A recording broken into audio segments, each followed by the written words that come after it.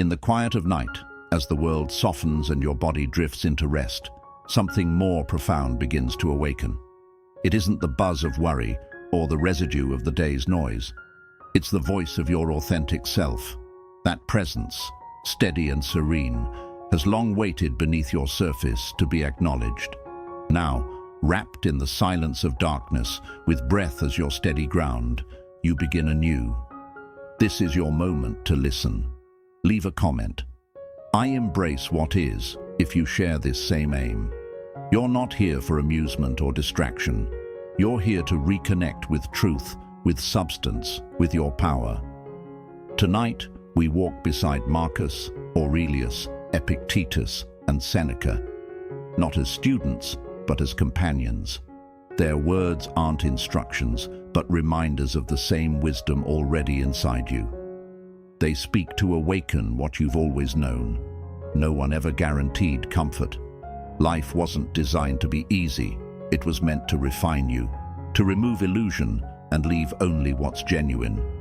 Every trial, every letdown, every quiet sorrow has carved out deeper capacity. That space must now be filled with insight, not ease, not optimism, insight, because only with insight can you become immovable. Don't wait for calm to arrive. Forge it in the fire of each deliberate act. Calm isn't the lack of disorder. It is the will to remain unmoved by it. When the storm rises, the Stoic stays grounded, not because he's indifferent, but because he's shaped his inner life to remain whole. He understands what is his burden to bear and what must be left behind. It begins here, with this inhale, in this exact instant. You don't need added time, new solutions, or flawless execution. You must return inward, to that unmoved center that no external force can disturb. Let the storms howl, let the voices rise, let the path ahead remain unknown, and still you can stand, rest, and release. Whatever you fear losing, control, reputation, admiration, even affection, none of it is truly yours. It never was. What you do hold, what no one can ever take, is your capacity to decide, to shape your view, to choose your conduct. That is your only real possession. Protect it fiercely. The Stoics reminded us that life is split in only one way: the things under your control and those that aren't. The rest is irrelevant. If it's yours to shape, your choices, your behavior, your beliefs, then take full command, own it entirely. If it lies beyond your influence, others' views, past events, your physical state, outcomes, then release it. Let it fall like leaves from an autumn branch. This isn't surrender. This is real power. The power to end the fight against reality, to stop acting as though you command destiny. You are nature's child, not its ruler. You are not guaranteed clarity, justice, or ease. What you are guaranteed is the effort you give, the honesty you uphold, and your disciplined use of thought. Pain will arise, fear will visit, but neither owns you. What defines you is what you choose to do with them. You can deny, despair, withdraw, or you can engage, allow, transform. The Stoic never seeks hardship, but when it arrives, he greets it as a familiar presence. Not from enjoyment, but because he understands. It is the only path to becoming more. Seneca once said that our distress often stems more from imagination than reality. How many hours of sleep have you sacrificed to fear? How many experiences have you soured by bracing for suffering that never came? Let this night be unlike the others. Let it mark your return to what is, not what might be, not what once was, but what is. The past holds no serenity. The future offers no mastery. All you truly possess is this: your breath, your body, your conscious presence. And that is sufficient. It has always been enough. When it seems otherwise, it's a signal that you've drifted beyond your influence. Come back. Again and again. Come back. You are not the noise in your head. You are not the emotions that rise. You are not your past defeats. You are the awareness behind it all, the one who witnesses. And if you can see with clarity, you can act with clarity. If you act with clarity, you will live with peace. The Stoics never asked for flawlessness. They asked for truth. Are you living by your principles? Are you letting outer forces guide your inner life?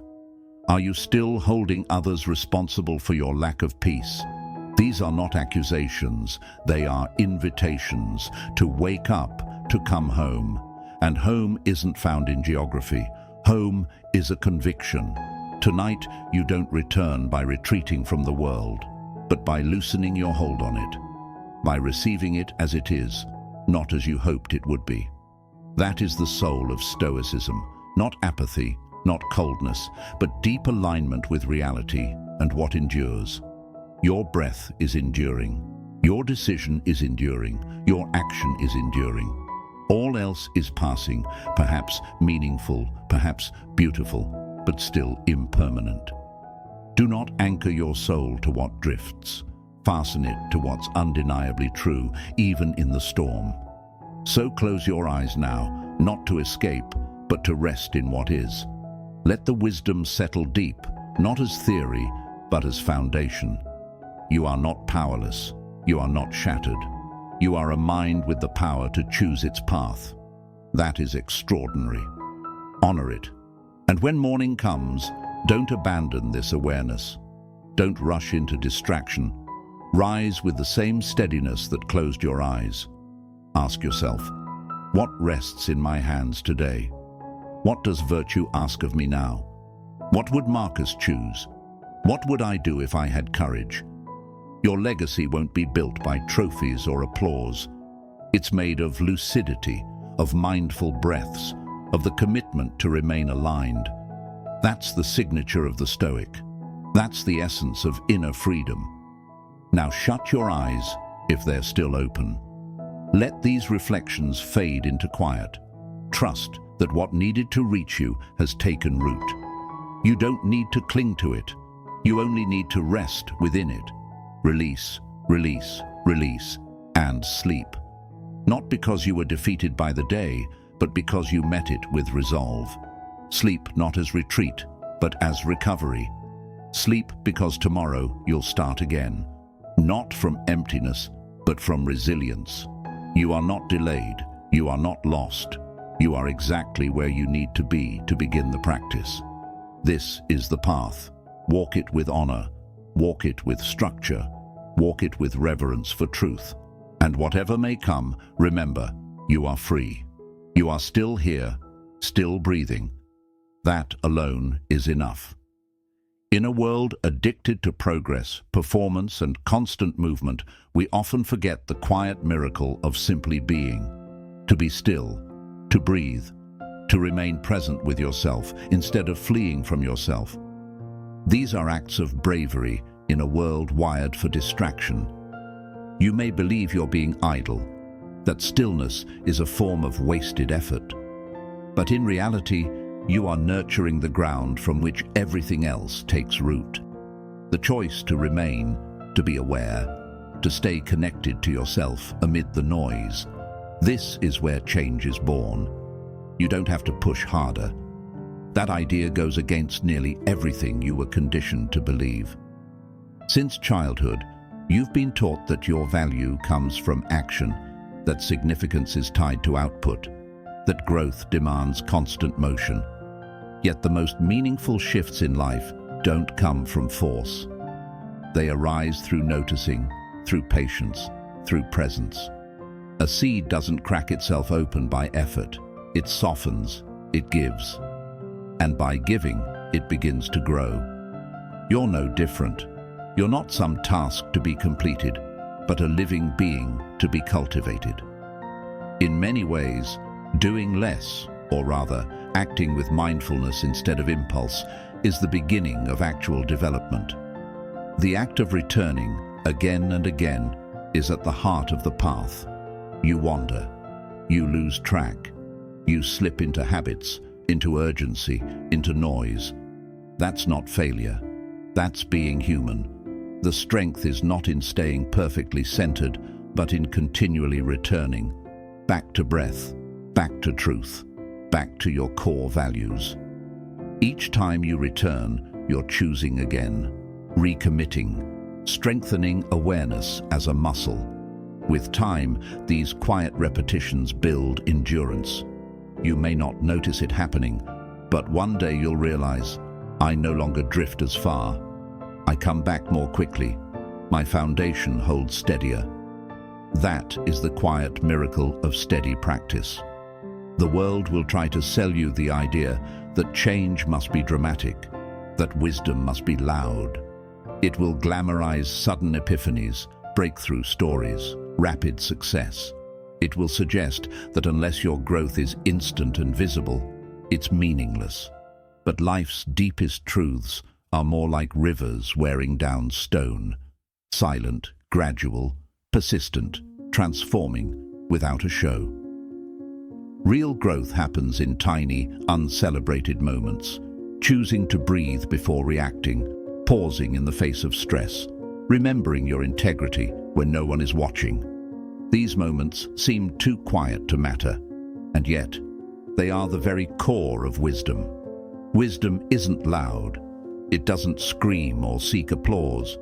It deepens in stillness, in solitude, in repetition.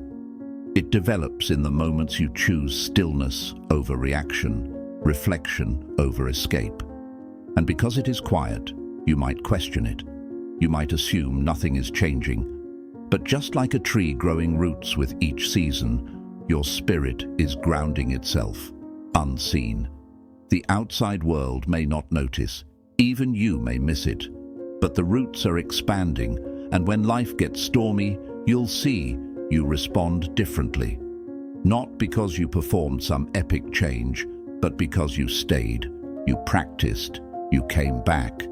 That's what it means to hold a truth long enough for it to transform you. Most people skim over truths like casual visitors, briefly impressed, momentarily moved, then eager to chase the next revelation, the next spark of motivation. But truth is not a snack to consume quickly.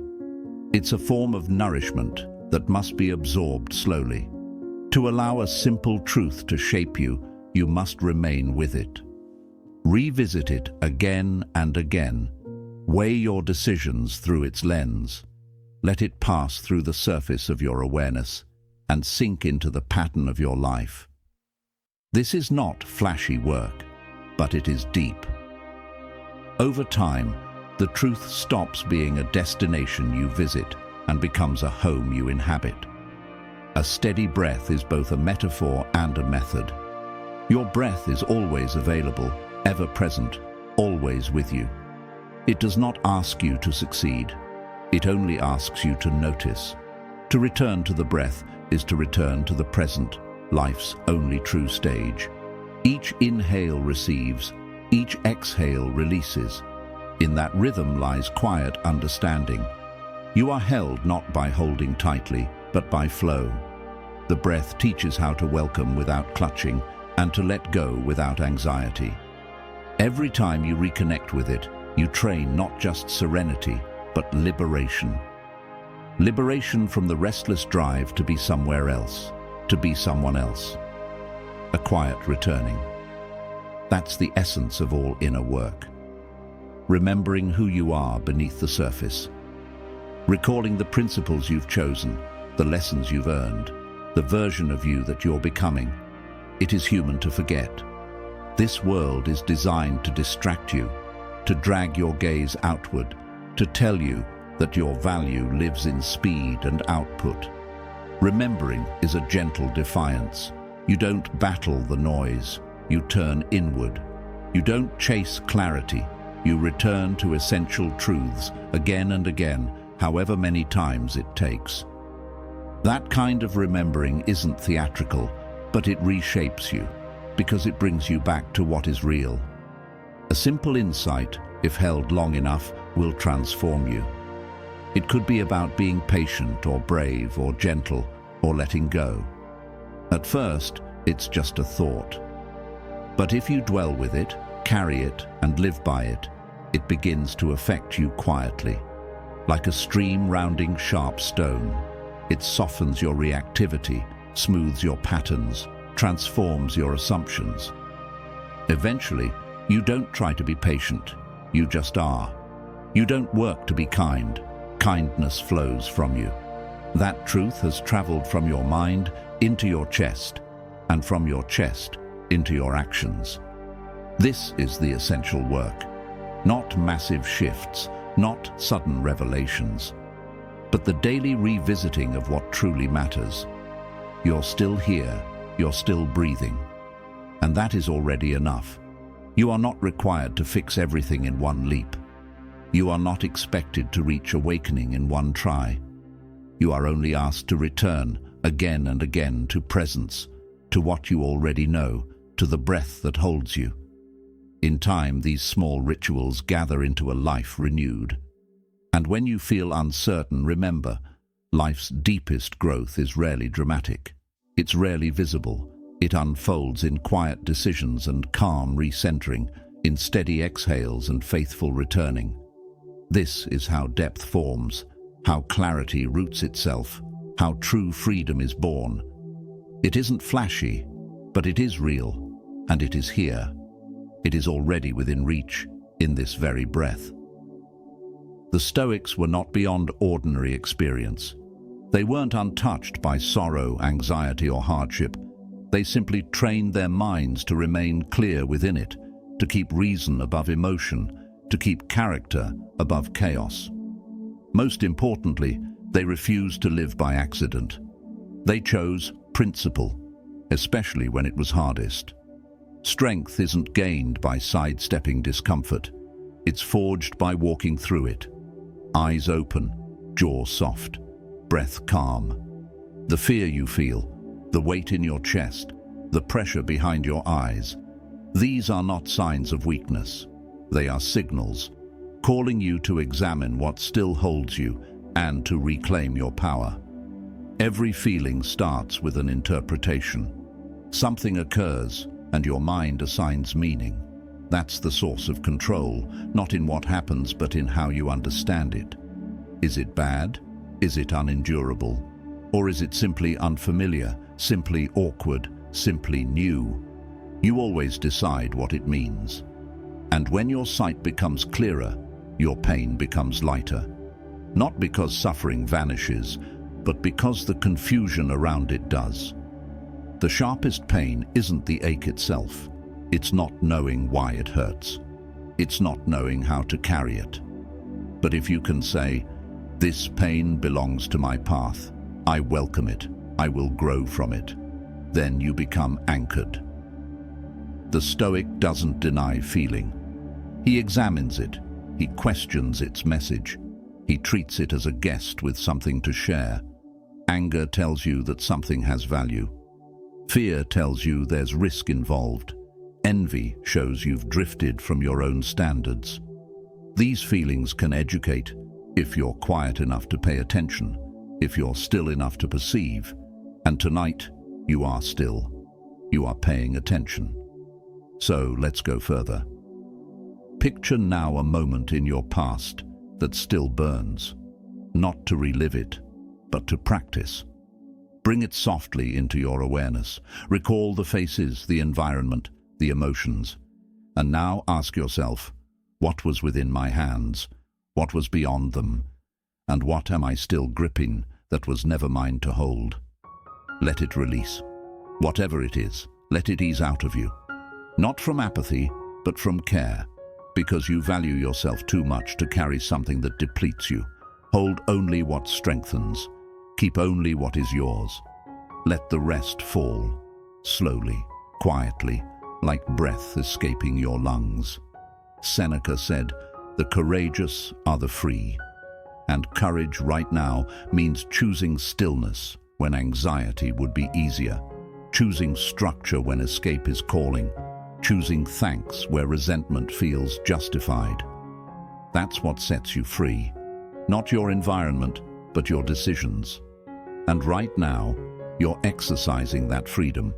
With each inhale, with each choice to remain present, with each surrender of what no longer serves. You're shaping your spirit, not for a future self, but for this very moment. Because how you live now is how you always live. And what you build in quiet will carry into motion. There's no arrival point, no day when you're fully stoic, endlessly wise, completely serene. There is only the daily discipline, the continuous return, the quiet act of showing up again and again, for truth, for meaning, for growth, even when it's hard. Don't fall for the illusion that you must delay, that more healing, more certainty, more courage must come first. Begin now, begin uncertain, begin afraid, begin anyway, because it's in the act of starting that all the things you think you need are actually created. Marcus Aurelius reminded himself daily, you could leave life this very moment. Let that shape your words, your choices, your thoughts. This isn't about fearing death. It's about seeing life clearly. You don't have endless time. And that's not tragic. It's freeing. You cannot afford to live according to someone else's script. What if you stopped holding on to the image you've been maintaining? What if you released the urge to be praised, seen, or agreed with? What if your only ambition was to live in alignment with your reason, with nature, with truth? That is Stoic liberty. That is inner honor. As your body softens into rest, allow your awareness to rise. Ask yourself, what truly matters to me? What purpose am I serving? What am I prepared to endure for something meaningful? Because the Stoic doesn't hide from discomfort. He gives it direction. He chooses which pain is worthwhile and leaves the rest behind. This is not about controlling life. It's about yielding to reality and responding with intention, with grace, with depth, with integrity. You are not helpless in a spinning world. Your strength lies in how you meet it. And that strength doesn't come from force. It comes from presence. Let your mind be like calm water, still at the top, rich beneath. Thoughts may move, but your core stays rooted. When insult arrives, let it flow past. When compliments arrive, let them flow past. When fear appears, name it, witness it, and allow it to fade like mist in a breeze. The outside world will shift again and again. People will arrive and leave. Doors will open and close. Your body will change. Your health will evolve. But if you anchor yourself in virtue, in wisdom, courage, moderation, and justice, you will always know where you stand. Always. You don't need to win approval. You don't need to justify who you are. You don't even need to be seen clearly. You only need to be true. When your behavior reflects your beliefs, when your words reflect your ethics, when your silence reflects your steadiness, that is enough. Keep in mind, pain is not your enemy. Uncertainty is. And clarity isn't born of answers. It arises from being fully here. From witnessing what exists without denial or illusion and saying, this too I can meet. That is the Stoic's oath. So sleep not to escape, but to prepare. Sleep to restore. Let this rest become your foundation. Let these words settle into your deeper mind. Let the truth sink in. You are free, not because life is simple, but because you commit to live by reason, by honor, by what is real. No failure can erase that. No sorrow can steal it. No ending can take it away. All those things will happen. But when you are grounded, you won't collapse with them. You'll experience them, yes, but you'll remain intact. And within that integrity is a peace no one gives and no one can remove. Now inhale fully. Breathe with rhythm. Let this last thought guide you into quiet. Nothing beyond you has access to your soul unless you allow it. Tonight, pull back that access. Take your strength back. Take your stillness back. Take your rest back. You are here. You are whole. You are home. You are breathing. You are aware. That is triumph. So much of life dissolves in distraction, in static, in fleeing what is already present. But not tonight. Tonight, you are present. You are quiet. You are making the conscious decision to remain with yourself. That decision alone sets you apart as one of the strongest. Your power doesn't come from achievements. It doesn't lie in your status or belongings. True power is shown in how you hold yourself when no rewards are given, when there's no audience, no applause, only stillness, and yet you choose honesty, calm, and principle. That is true strength. The Stoics understood this well. Most people move through life half asleep, but the philosopher remains aware, even in sleep. Why? Because he's trained his thinking to walk with reason, even in dreams. That is what you are doing now, cultivating your inner world while your body rests. This isn't just sleep, this is change. Deep within you lies a place that cannot be moved. You might forget it. You might lose sight of it beneath the noise, the distractions, the non-stop demands of your days. You might doubt it when difficulties strike, when losses hurt, when people judge you unfairly, or events betray your trust. But beyond all that, unmoving, unbroken, there is something steady. You might call it your essence, your foundation, your spirit, your reason. The Stoics called it the Logos, the inner flame of rational order, the part of divine intelligence that links you to everything. Whatever name you give it, it remains, untouched, unwavering, patiently waiting for your return. It does not unravel when life shifts. The surface self does, the part of you that longs to control, that clings to plans, that draws maps and demands the future to follow them. That part panics when life veers off course. It feels betrayed when effort doesn't produce the result it imagined. But at your core, the Logos is calm. It understands that plans are sketches, that the future is never fixed, that certainty is an illusion. The rational part of you allows reality to unfold because it sees beyond the moment, beyond the ego's narrow wants. Where the outer mind screams, "This shouldn't be," the deeper mind says, "This is," and asks, "What's the right course now?" That single shift is the line between breaking down and standing firm. It doesn't hunger for approval. The ego craves to be seen, and the world encourages that hunger, selling applause as a sign of worth. From a young age, you learn to tie your value to praise, to school scores, to admiration from others, to workplace recognition. But your deeper mind sees through this. It knows how unstable praise can be, that it's often given or withheld based on things that have little to do with truth. Recognition is about them, not about the quality of your character. The Logos doesn't need it.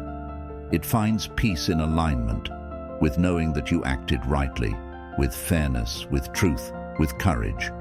Whether or not applause comes, it changes nothing essential. The action itself, done with integrity, is the reward. It has nothing to prove. How much of your time has been spent trying to prove yourself, proving your strength, proving your value, proving you are enough? Proving is just insecurity performing. A desperate bid to convince yourself and others that you deserve to be here. But your deeper self does not entertain that game. It knows you were never up for debate. You're already valid. You're already enough. You are here. You are breathing. Therefore, you lack nothing. The reasoning part of you doesn't beg for belonging. It simply exists. When you allow this inner compass to take the lead, the exhausting urge to prove fades. You no longer live to impress, but to express. Not to convince, but to embody. Not to justify, but simply to exist as you are. This presence is your logos, the inner voice of reason. It remains composed because it sees what is real. It holds firm because it recognizes what is finite. It remains silent because it requires no approval. This is the aspect of you the Stoics taught you to strengthen, not to suppress emotion or ignore human nature, but to bring coherence and order to all parts of yourself. The rational core isn't cold analysis. It is reason in harmony with life, with reality, with the natural flow of things. It respects emotion, but does not surrender to it. It understands longing, but refuses to be ruled by it. It is the balance point where wisdom and strength, fairness and moderation meet. It observes, quietly, steadily. And in this observation lies its strength. The untrained mind is constantly caught up. It clings to every thought, reacts to every feeling, identifies with every urge. It says, "I'm furious, I'm scared, I'm broken." But your rational self sees differently. It says, "Anger is here, fear has come, pain is present." It notices without collapsing, and in that awareness, it creates a pause, room to breathe, to decide, to act. This part of you is not detached, it is present. It doesn't run from life, but it doesn't drown in it either. It watches the unfolding of experience like a grounded witness, calm and unafraid. When this part leads, life becomes simplified, not effortless, but illuminated, and that matters. Simplicity doesn't mean absence of difficulty. Life will still bring pain, confusion, and change. But simplicity lets you recognize what matters. You see clearly what belongs to you, your decisions, your behavior, your virtues, and what doesn't. You stop exhausting yourself, chasing what cannot be held or controlling what cannot be shaped. Instead, your energy returns to what is yours to guide. The noise fades, the distractions lose grip. What remains is a life centered in principle. Not easy, but clear. Hardship stays, but disorientation fades. You know your duty, to endure delay with patience, to face fear with bravery, to meet conflict with fairness, and to greet success with humility. These are not always pleasant, but they are unmistakably right. Your reasoned core won't erase struggle, but it will reveal the way forward. Even when nothing else is firm, you can act with integrity. Even if everything else falls away, you still have yourself to lead. That is real liberty, and in it, deep peace. The world will try to distract you from this. It will offer applause to lure you, fear to paralyze you, comfort to soften you, and noise to scatter you. It will tell you peace comes from dominance, from fame, from collecting more. And many times you'll be tempted to believe it. You'll chase, you'll grasp, you'll try to prove. But each time you remember the voice within, each time you return to that solid center, you'll see how hollow those promises are. And you'll realize that what you needed was always waiting beneath it all. That's why the practice is simple. Come back. Return to that immovable part within you, not once, but continually, until it becomes the foundation you live from, not merely a shelter you run to. Each time you come back, it grows stronger. Every moment of choosing reason over reaction, conviction over pressure, deepens its presence. With time, it no longer feels like something you must reach for, but something you exist from. The logos is not distant. It's already here, already inside you, already enough. Your steadiness is not built on a stable world. It's built on something within you that doesn't waver. Let that inner steadiness guide your steps. Life will still challenge you, but it will become more understandable. And clarity, not comfort, is what allows you to live with strength, with independence, with serenity. You were never supposed to control all things. That is a truth we often resist. The human mind seeks stability. It wants the world to match its desires, for people to behave as expected, for life to unfold on its schedule. And when it doesn't, when events slip beyond reach, when people surprise or disappoint us, when fortune reverses, we feel deceived, as though reality has failed us. But life never guaranteed control. It only offered the gift of being. To demand total control is to ask the impossible, and in that demand, we create our own pain. Your role was never to master the world. Your role is to master yourself, and that, on its own, is powerful. More than powerful. This lesson has echoed through time, taught by Stoics and sages alike. The one place you hold dominion is over your own mind, your choices, and your actions. Everything else lives outside your reach, but inside that narrow boundary is a vast strength.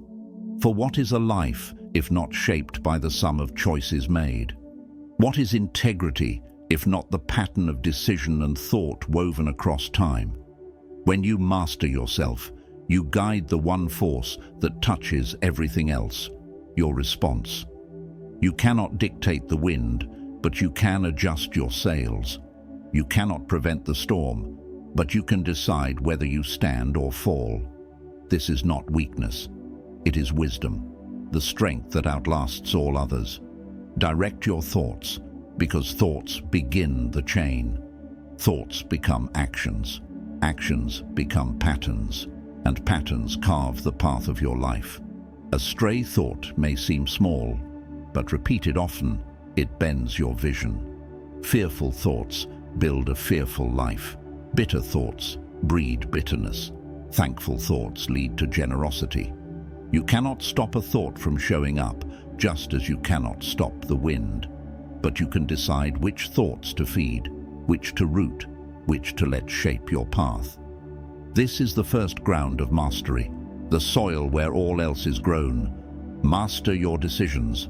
Life will place you in moments beyond your grasp. But within every one of them is a moment of freedom, the freedom to choose. Maybe it's something small, a pause instead of an outburst, honesty over deceit, a step forward when quitting beckons. Or maybe it's large, a vow to live by values even at great cost, to release resentment when revenge seems easier, to hold the line when fear begs you to flee. Every choice is a thread, and over time, those threads become the fabric of your soul. You cannot command the actions of others, but your own choices are always within reach, and that alone is enough to shape the course of your life. Guide your path. This doesn't require controlling every move or foreseeing every destination. It means choosing your direction based on your principles and being willing to adjust when the ground beneath you shifts. A sailor cannot master the sea or the wind, but he can steer the rudder, angle the sails, set the course. Direction isn't about guarantees, it's about alignment. When you're clear about your identity and your convictions, you carry a compass within.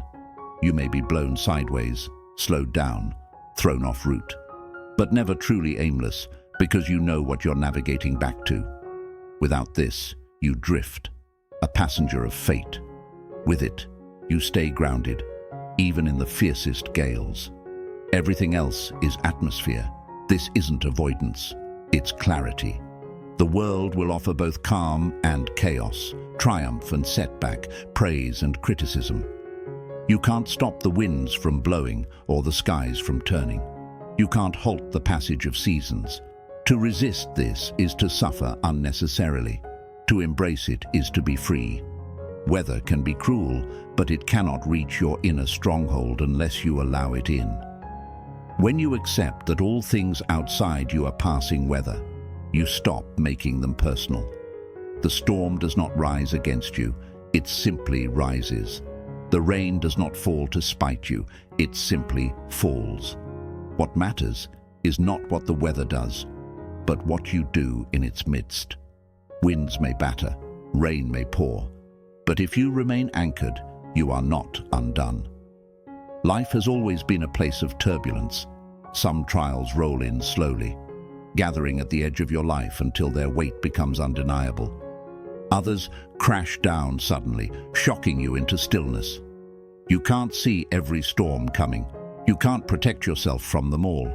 But storms, no matter how loud, don't determine your destiny. What determines your course is whether you collapse or stay upright, whether you stay true or abandon your core. You are not defined by the force of the storm, but by how you respond to it. That is resilience. Not immunity from hardship, but the refusal to be shattered by it. Resilience is often mistaken for being untouched, as if real strength meant never hurting, never grieving, never fearing, never falling. But resilience is not about becoming untouchable. It's about being touchable and rising anyway. It's about letting life reach your heart without stealing your soul. To be resilient is to remain open, to weep, to tremble, to falter, and yet to rise, to trust yourself, to move forward. Difficulty is not life's betrayal. It is part of the design. Resilience turns suffering from punishment into teaching. To hold your ground means standing tall, even when the earth shakes. There will be days when the pillars you built your life on crumble. When relationships dissolve, careers end, health fails, hopes break. These moments do more than disturb your outer world. They shake your sense of identity. They whisper that if the foundation is gone, so are you. But holding your ground means finding that underneath all those structures lies something deeper still. Your character, your reason, your strength of will. That layer is never gone unless you walk away from it. Even if everything else falls, you can still stand on yourself. To remain centered is to hold your inner compass steady when the skies grow dark. In the haze of suffering, it's easy to lose your bearings, to drift in hopelessness, to follow any glimmer that promises quick escape. But your moral compass, your core values, remains untouched. Integrity, bravery, patience, truth. These guideposts do not waver with circumstance. The challenge is not in their absence, but in your failure to remember them. To stay centered is to fix your gaze on them even when the way forward is obscured, even when the road disappears. You may not know how long the hardship will last, but you can know which direction aligns with who you are. To remain centered is to protect your dignity even when the world tries to pull it from you. Struggle often arrives with temptation, the pull to cut corners, to lash out in rage, to drown in cynicism, to abandon yourself in exchange for short-term relief. But dignity is at the heart of true strength. To keep it is to refuse to let hardship reshape your soul. Events may knock you down, but you do not have to kneel to shame. Even at your lowest, you can remain honorable. Even when things fall apart, you can remain whole. Dignity here is not ego, but loyalty. Loyalty to truth, to goodness, to the best within you.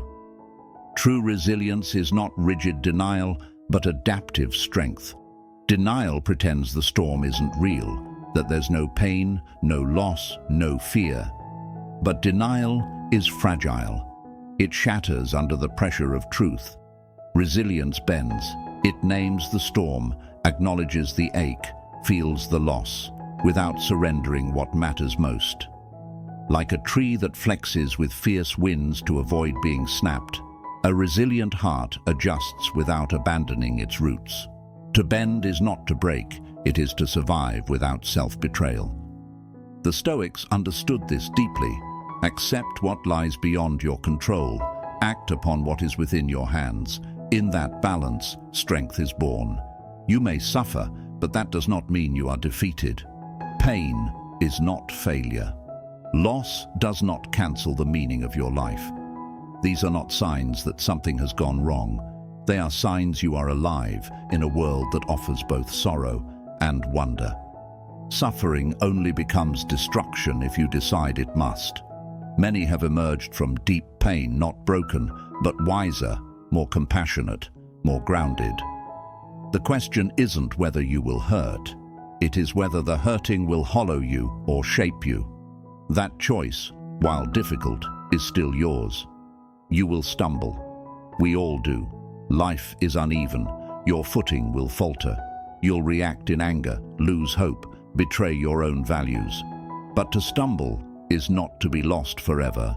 It is simply a call to rise. What counts is not how many times you fall, but how often you return to standing. Every time you rise, your resolve is strengthened. Every time you come back, your character is refined. Every time you recommit, your resilience deepens. The Stoics never claimed the wise would be flawless, only that they would never stay down for long. You may lose much, but you don't have to lose yourself. Circumstances may strip away your belongings, your status, your health, your relationships, but they cannot take your inner fortress unless you surrender it. That stronghold is your reason, your values, your power to choose, and that power remains no matter what falls away. Even behind bars, Epictetus reminded his followers that the will remained untouched. Even atop the empire, Marcus Aurelius reminded himself that anything could be stripped away, except his integrity. What you truly are cannot be seized by fate. It can only be relinquished by your own surrender. So hold to yourself, and even when life takes much, you remain unbroken. Resilience, then, is not a rare power reserved for legends. It is the steady habit of recalling what belongs to you and what does not. It is the quiet strength of rising again after each fall, of returning after each drift, of standing tall when life tries to level you. It is not glamorous. It draws little praise. But it forms a life of honor, a character that cannot shatter, a calm that does not depend on chance. So when the winds roar and the rains pour, when the ground shifts beneath you and the sky closes in above, remember, you are not required to control the storm. You are asked only to remain rooted within yourself, to bend without breaking, to feel pain without being undone, to fall but to get up, to lose much but never lose your own center. That is resilience. That is real strength. That is the quiet triumph offered to you again and again. This strength is not gifted, it is grown. No one arrives with perfect composure or unbreakable resolve. These are forged in repetition through constant effort, focusing on what is yours to shape and releasing what is not. Each time you resist the pull to rage at life's chaos, you grow more steady. Each time you return to your principles instead of your reactions, you grow more free. Over time, that choice becomes habit. That habit becomes identity, and that identity becomes your liberation. The storms will still blow through, but they will no longer undo you. And so the paradox becomes clear. When you abandon the illusion of mastering everything, you gain the ability to master yourself. When you stop battling the weather, you preserve strength for the wheel in your hands. When you narrow your scope of control, you deepen your reservoir of peace. You were never expected to control the world. You were meant to command yourself. And that is more than enough. Because once you know how to guide yourself, nothing outside can ever truly break you. And what does it mean to hold your own? It is not rebellion against the world. It is not isolation. It is not pride. And it is not apathy. Holding your own means standing in the steadiness of your values, taking ownership of your life, moment by moment, refusing to scatter your attention to every demand, every pressure, every passing voice. It means rising each day with courage and clarity, not asking what the world owes you or what others should deliver, but asking, What is mine to do today? That single question clears the fog. It brings focus. It reminds you that while much lies outside your reach, much remains in your hands. You cannot decide the actions of others. You cannot steer the turns of fortune. You cannot pause the clock. But you can guide your inner world. You can direct your will. You can decide your response. And in doing so, you reclaim authorship of your life. Asking, "What is mine to do today?" is not a plea to control everything, but a path to mastering what truly matters.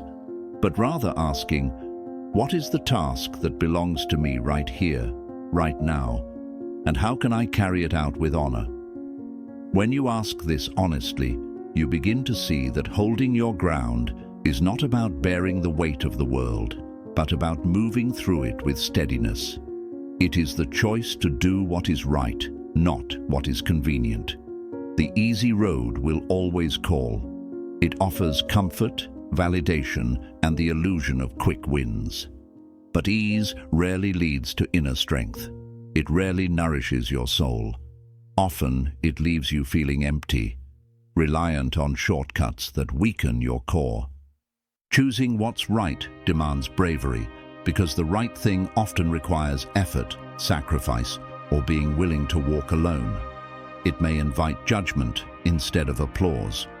But the right path is the one that reflects your truest self, the one that lets you meet your own eyes without regret, the path that builds a meaningful life. To hold your ground is to weigh yourself not against what's pleasant, but against what is real. It is learning to speak less and to listen more. The world is full of noise. Every voice competes for attention, eager to express its view, its anger, its opinion. Adding more noise does not strengthen you, it spreads your energy thin. But to truly listen is to gather strength inward, to train patience, to understand.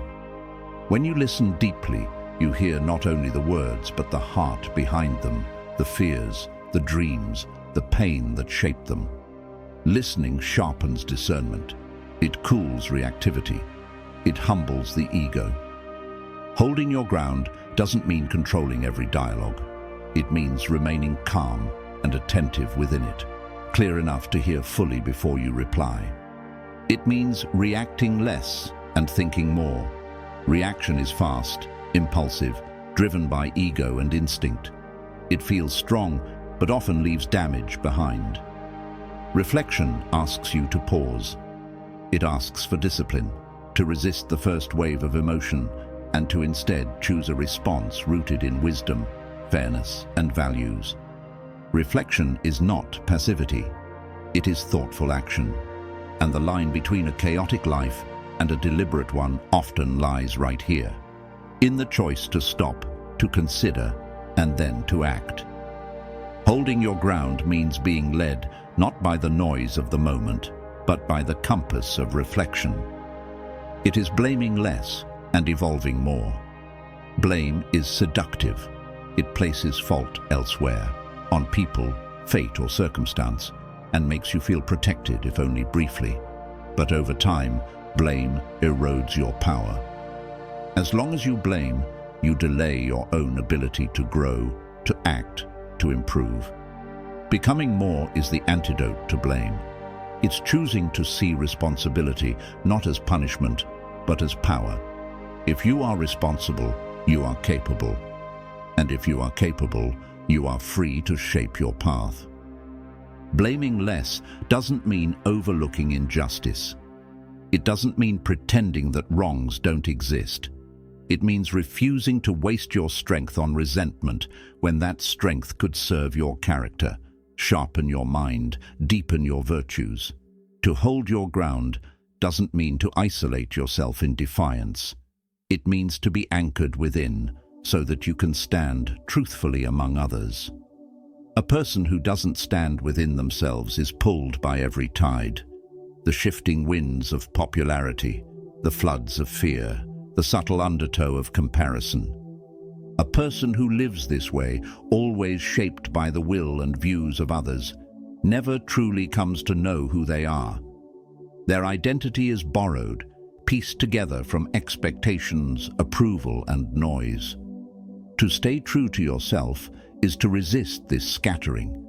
It is to remain grounded, like a tree that bends under pressure but does not break, weathering both storms and sunshine because its roots are deep and its ground is its own.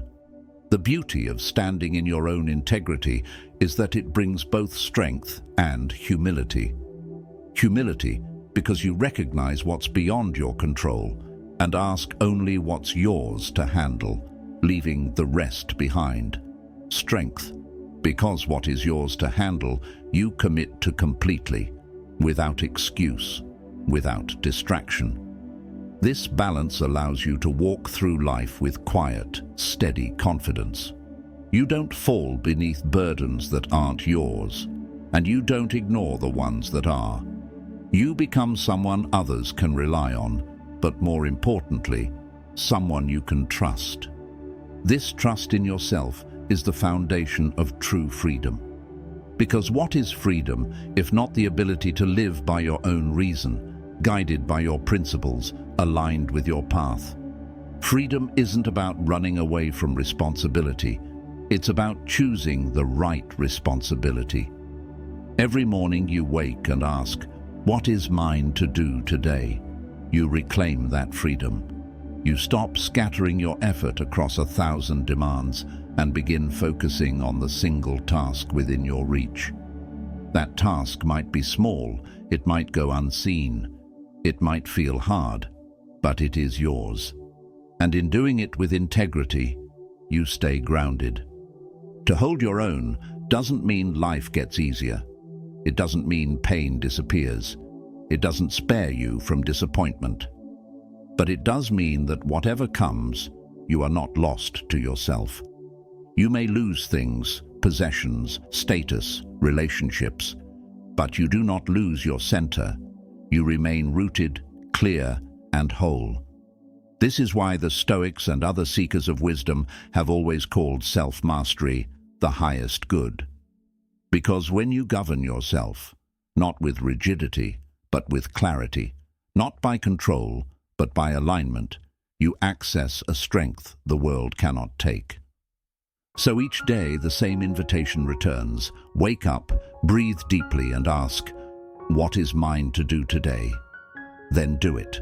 Not later, not when the conditions are more favorable, not when others finally understand you. Do it now, because to hold your ground is not to wait for approval. It is to live today with the honor of one who knows that virtue requires no audience and strength does not depend on circumstance. An undisciplined mind is like an untrained animal, wild, reactive, darting toward every imagined threat. You don't need much time observing your thoughts to realize this. One moment they rush toward fear, then leap to anger, then spiral into longing or regret. The untamed mind doesn't stop to ask, is this true? It just reacts. Like a startled horse, it assumes danger in every sound, multiplies tiny obstacles into giants, and drags you off course before you even plant your feet. This is why life feels chaotic when the mind goes unchecked. You are constantly being pulled by something that doesn't yet know how to listen. But once you begin training the mind, it becomes your ally. Training doesn't mean repression. It doesn't mean being harsh. Just as a horse cannot be tamed through harshness, but must be shaped with patience and repetition, the mind is not ruled by force. It is guided through discipline. Training the mind means gently bringing it back to awareness, again and again. Teaching it to pause before reacting, to slow its pace when it runs ahead, to question whether the threats it perceives are real or imagined. With time, its turbulence quiets. The mind begins to recognize your authority. It starts to trust your direction. It moves in harmony with your values instead of dragging you into distress. What once charged without aim begins to follow purpose.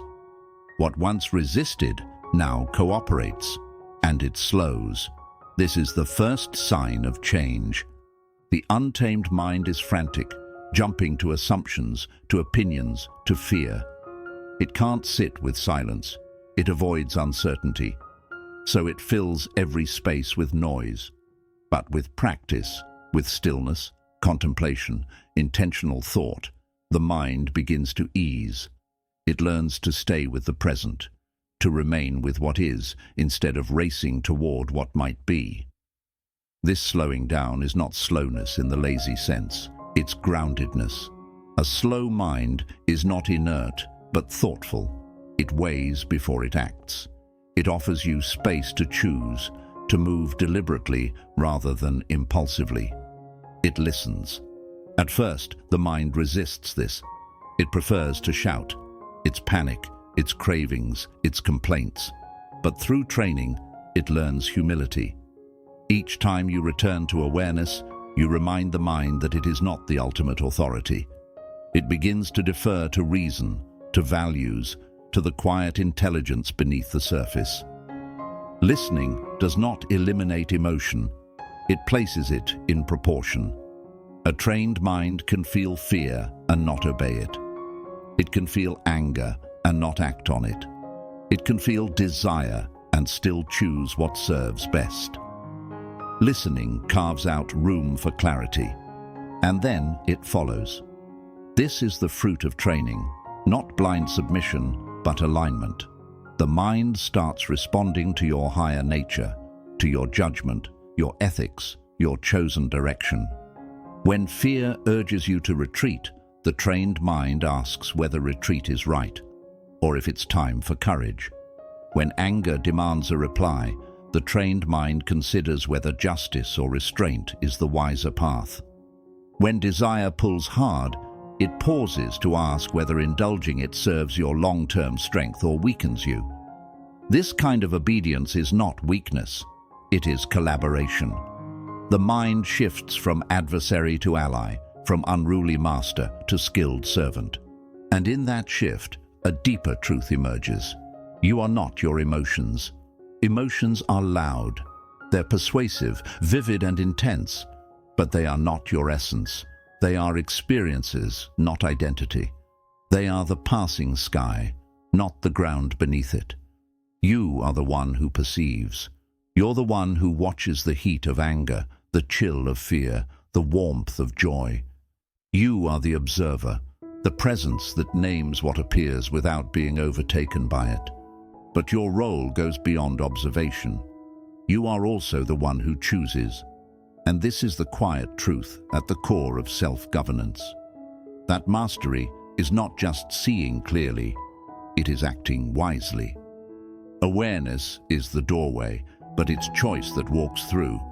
Without choice, awareness can become overwhelm, a spotlight on every urge with no control over their direction. But when awareness joins with choice, it becomes something far greater. Freedom. You observe what stirs within you, and you step into your rightful place as its guide. This is the discipline of a sovereign mind, not to crush emotion, but to shape action. An undisciplined mind erases the line between what is felt and what is done. The space is so narrow, it's nearly invisible. Anger flares, and harmful words are spoken before awareness has a chance to catch them. Fear arises, and flight takes over without asking if it's necessary. Desire appears, and grasping begins without pausing to consider cost. In this way, the untrained mind doesn't choose, it reacts. It becomes like a marionette, moved by unseen strings. Anger tugs, and it strikes. Fear pulls, and it runs. Desire pulls, and it reaches. Every emotion acts as a command, not a message. And because life is always shifting, the untrained mind lives at the mercy of whatever feeling arrives next. But the trained mind enlarges that space. It doesn't erase emotion. It lengthens the moment between emotion and movement. And in that space, something vital exists. In that pause, you can breathe, you can weigh, you can decide. A disciplined mind says, anger is here, but I will not harm. Fear is present, but I will not flee without cause. Desire has surfaced, but I will not forsake my values for it. That brief interval may be small, but it contains everything. It is the hinge between reaction and intention, between impulse and agency, between bondage and autonomy. It does not numb you, it frees you. I feel anger, but I choose not to harm. This is not suppression. It is not pretending anger isn't there. It is recognition and redirection. Anger can carry a message. It may signal injustice, a trespass, a core belief under threat. But unexamined, it quickly shifts from message to weapon. The trained mind asks, what is this anger revealing? What action is just? What response brings clarity? What choice honors my values? What decision lets me respect myself tomorrow? Sometimes the answer is calm firmness. Sometimes it is waiting for emotion to settle. Always, it is action, not attack. I feel fear, but I will not retreat without clarity. Fear is a warning bell. It alerts you to harm, it protects, but it is not always correct. It can distort, it can inflate danger, cloud judgment, and stop movement. The trained mind notices fear without submitting to it. It inquires, is this fear justified? Is there truly risk? If so, what is the right course? Courage is not found in the absence of fear, but in choosing rightly in its presence. When you stretch the space between fear and choice, you make room for courage to enter. I feel desire, but I will not trade my principles for it. Desire can energize. It can drive creation, inspire effort, lead to good. But when followed blindly, it turns into a chain. It can coax you to give up your integrity for instant gain. The trained mind does not condemn desire, but it does not kneel to it either. It pauses to ask, does this desire serve who I want to become? Does it build me or diminish me? Does it leave me whole or divided? In this way, even longing becomes a teacher, not a ruler. This ability to choose again and again is where real freedom lives. Many people confuse freedom with doing whatever feels good in the moment, but that isn't freedom, it's impulse. Real freedom is the capacity to pause, to examine, and to choose. It's the strength to act from wisdom, not from instinct. To live by principle, not pressure. That's why the Stoics described self-mastery as the only true freedom. You may not be able to control what happens around you, but if you can choose how to respond, you are free in the deepest sense. You are no longer carried away by every passing emotion. You take the helm of your own life. Emotions may come, but they do not rule. They may speak, but they do not decide. This change in mindset shifts your entire relationship with your inner world. Feelings are no longer enemies to fight or rulers to obey. They become visitors. Some arrive with gifts, clarity, drive, insight. Others bring confusion, temptation, or distraction. But all are temporary. All will pass. You greet them, you hear them, you learn what they have to teach, but you don't hand over control. You remain the host, never the hostage. You retain the power to decide what comes next. That power is your birthright, your gift as a rational being. No one else can live your life. No one else can make your decisions. Even when outer freedoms are taken from you, even when your situation feels confined, your inner freedom, the power to choose, remains untouched. This is why the Stoics believed that your will cannot be harmed without your agreement. Others may strike at your body, your name, or your wealth, but they cannot reach your ability to choose your response. That power cannot be taken. It can only be surrendered. To live by this truth is to embody a quiet kind of courage. It doesn't draw applause because it is unseen. No one watches when you pause instead of reacting. No one notices the urge you resist, The fear you face down, the craving you master. But every time you do, your character grows, your freedom strengthens, your life is shaped. These invisible choices accumulate into something solid, a dignity that cannot be imitated. You become someone others can trust, but most of all, someone you can trust. This practice won't make you perfect. You will still feel emotion. You will still slip into instinct. But every time you remember, every time you return to the pause, to the choice, you grow stronger. You stretch the space between reaction and response. You reinforce the habit of self-leadership. You develop the muscle of true freedom. This is the slow, steady work of inner transformation, the quiet labor of learning to guide yourself. And in this guidance, you find peace. Not because life becomes easy, but because you stop multiplying pain with unnecessary suffering. Not because emotions vanish, but because you no longer treat them as orders. You begin to realize that freedom was never the absence of feeling, but the presence of choice. That strength was never about crushing emotion, but about guiding it wisely. That dignity was never found in perfection, but in persistence, the steady willingness to choose again and again until virtue becomes your second nature. So when anger stirs, when fear rises, when longing calls, remember, you are not their follower. You are their steward. You may listen, but you decide. You may experience emotions, but you make the choice. And within that choice is where true freedom resides. Once cultivated, this freedom becomes a strength that no storm can steal. And in the end, you are the one who allows emotions to pass. That may be the most liberating truth of all. No matter how intense a feeling may seem, it is never permanent. Emotions rise, crest, and fade. The storm that once felt unbearable will eventually lose its energy.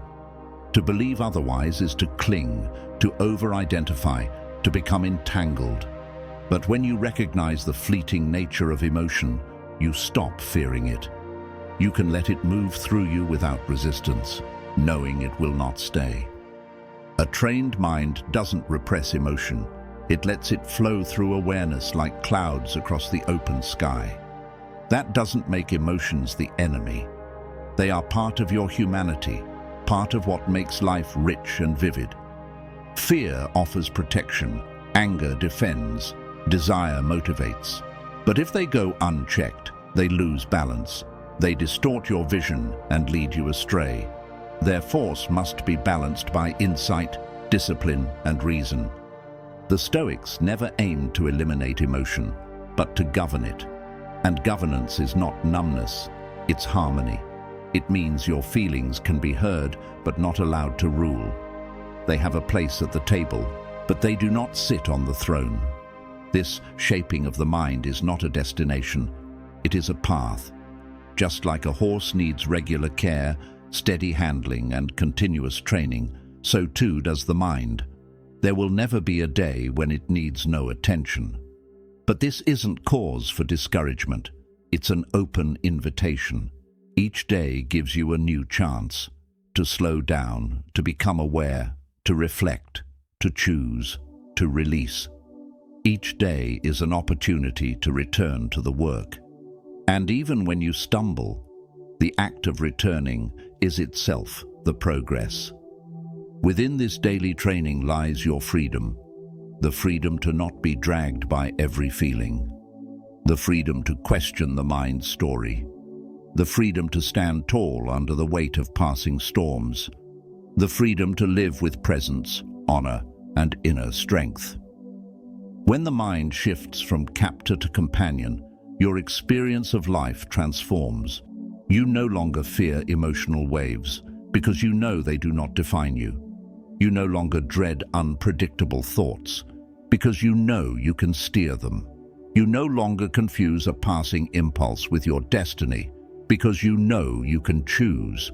So when your thoughts race like a runaway horse, don't despair. See the mind for what it is, untrained, not broken. And as you continue to guide it, with calm, with consistency, with care, you'll witness the change. You'll watch it settle, listen, respond. You'll see it become a partner, not a threat, carrying you not into chaos, but toward calm. And you'll remember again and again, you are not your emotions. You are the one who observes, who selects, who lets go. That is your strength. That is your liberty. Seneca wrote, "We suffer not from the events in our lives, but from our judgment about them."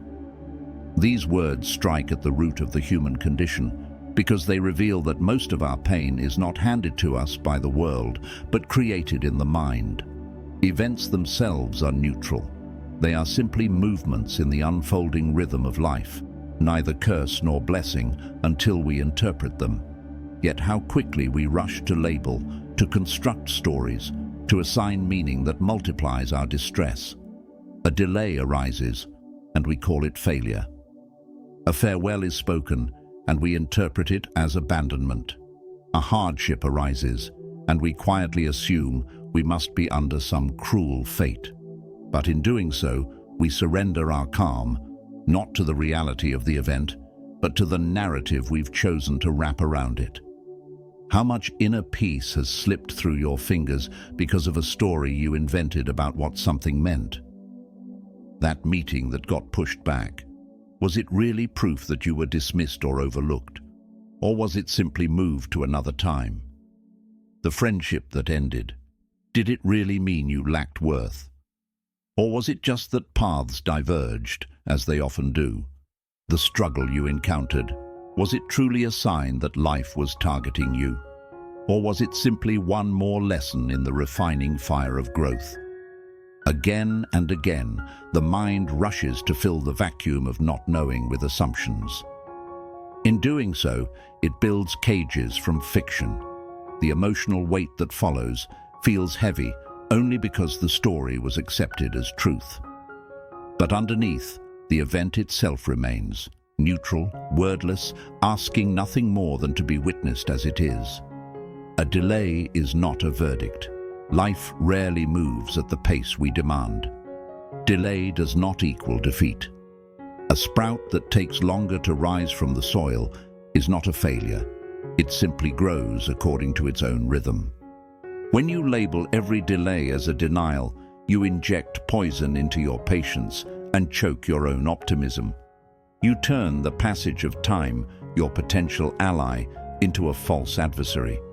But if you can see delay for what it is, a pause, a shift in tempo, a necessary realignment, then it stops hurting you.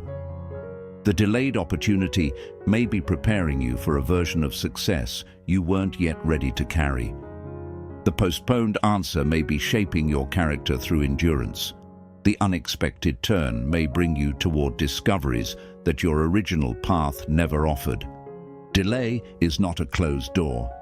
It is a signpost that life is not a servant to your schedule.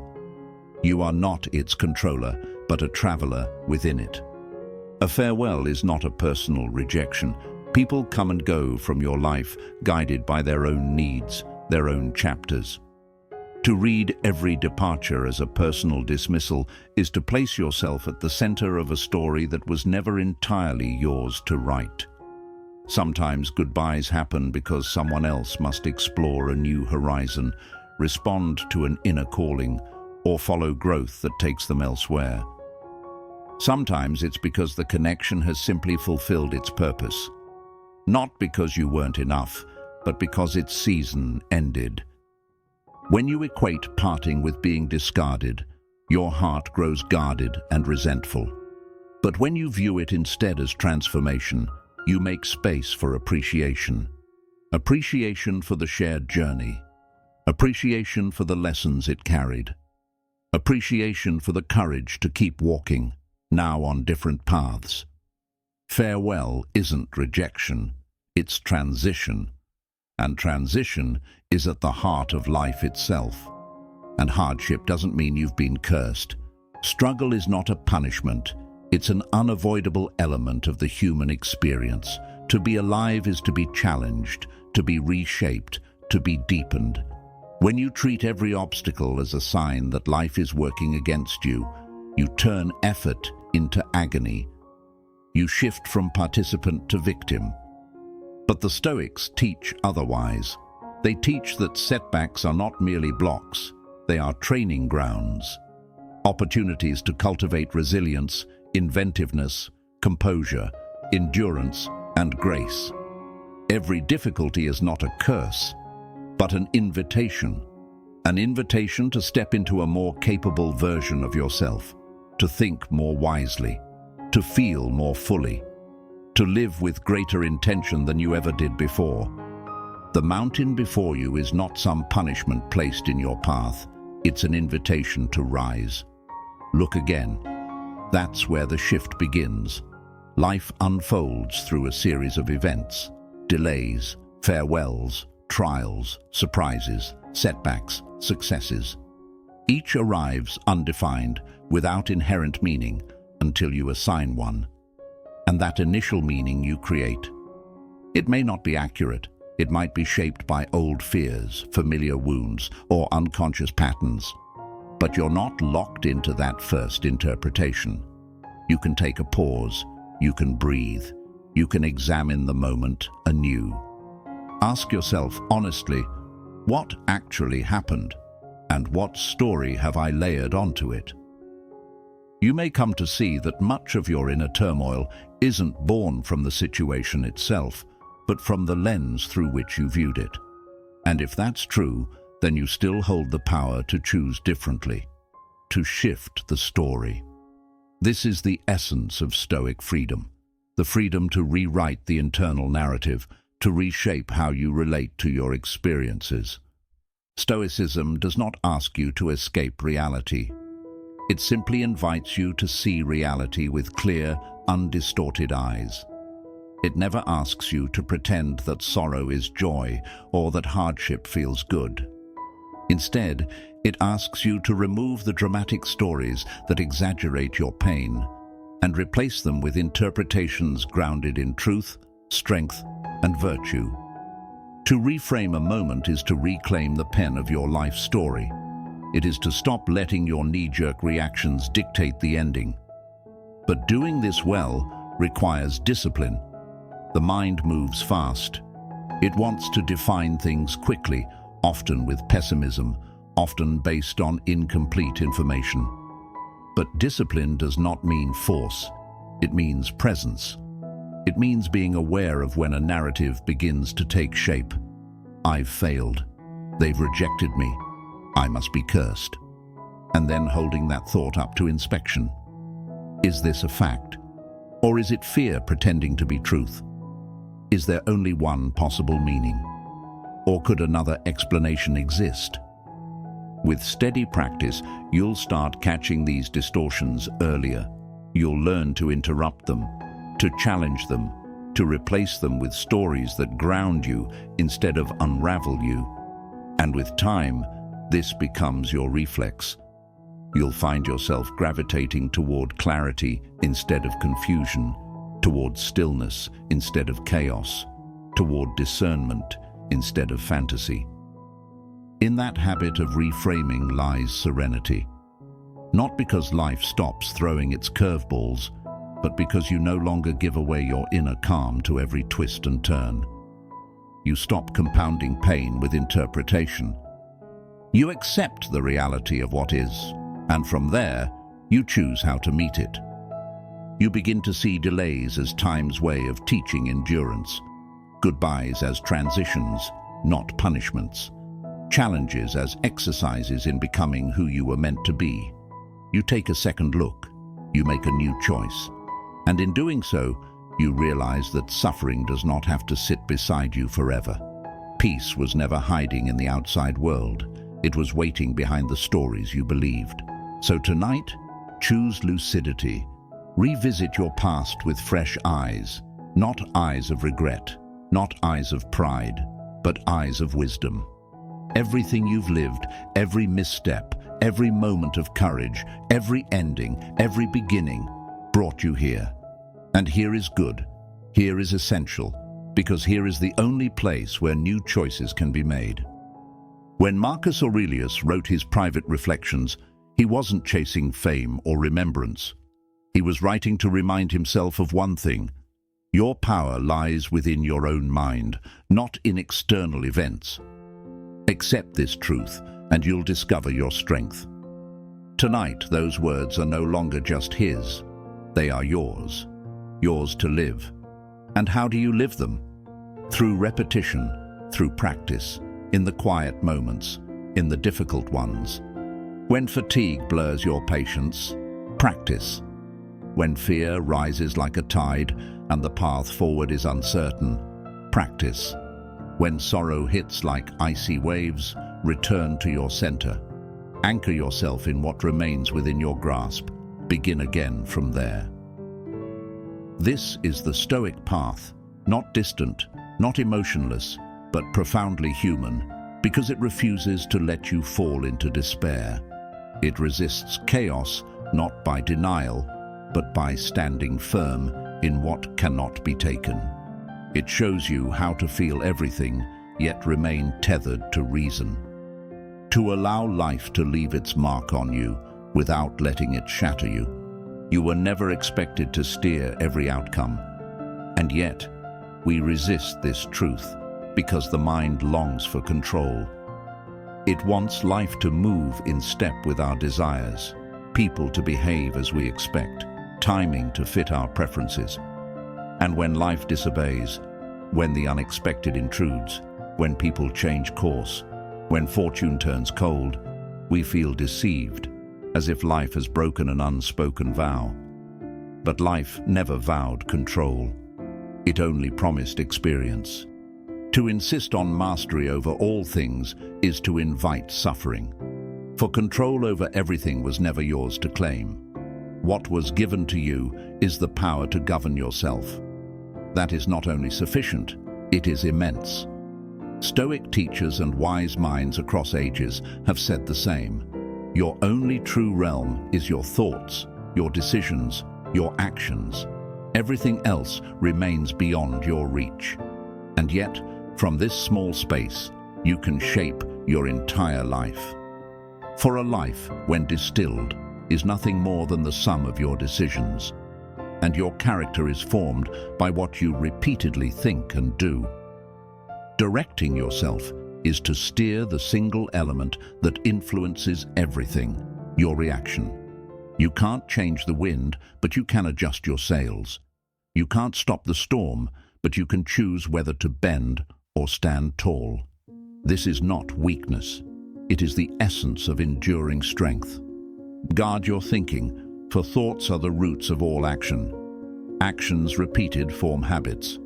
Habits define the path of your life. A stray thought may seem minor, but left unchecked, it can warp your perception. Thoughts of fear invite a fearful life. Bitterness gives birth to bitterness. Gratitude plants the seeds of abundance.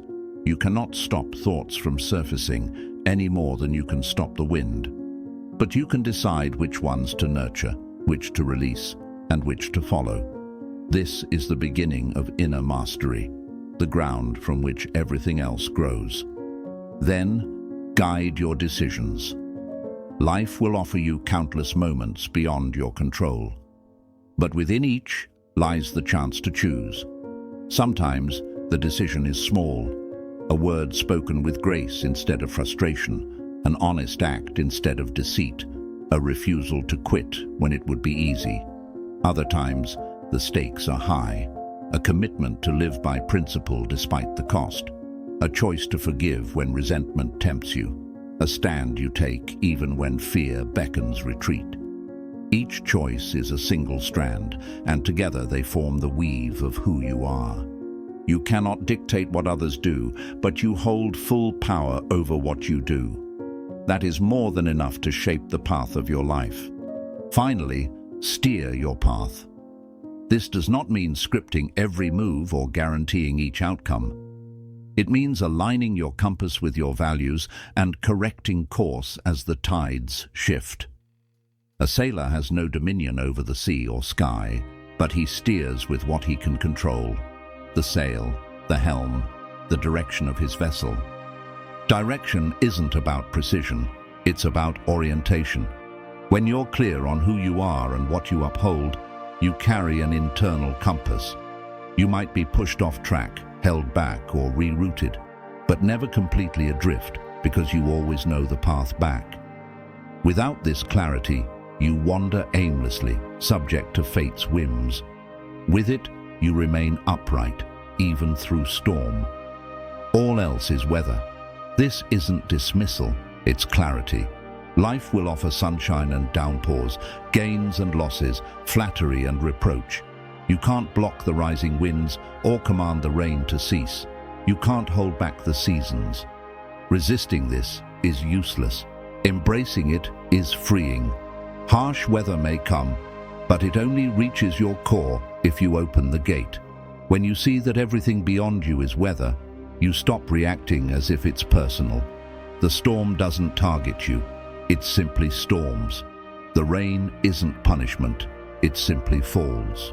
What matters is not what the world does, but how you respond inside it. The wind may whip, the sky may pour, but if you remain centered, you will endure.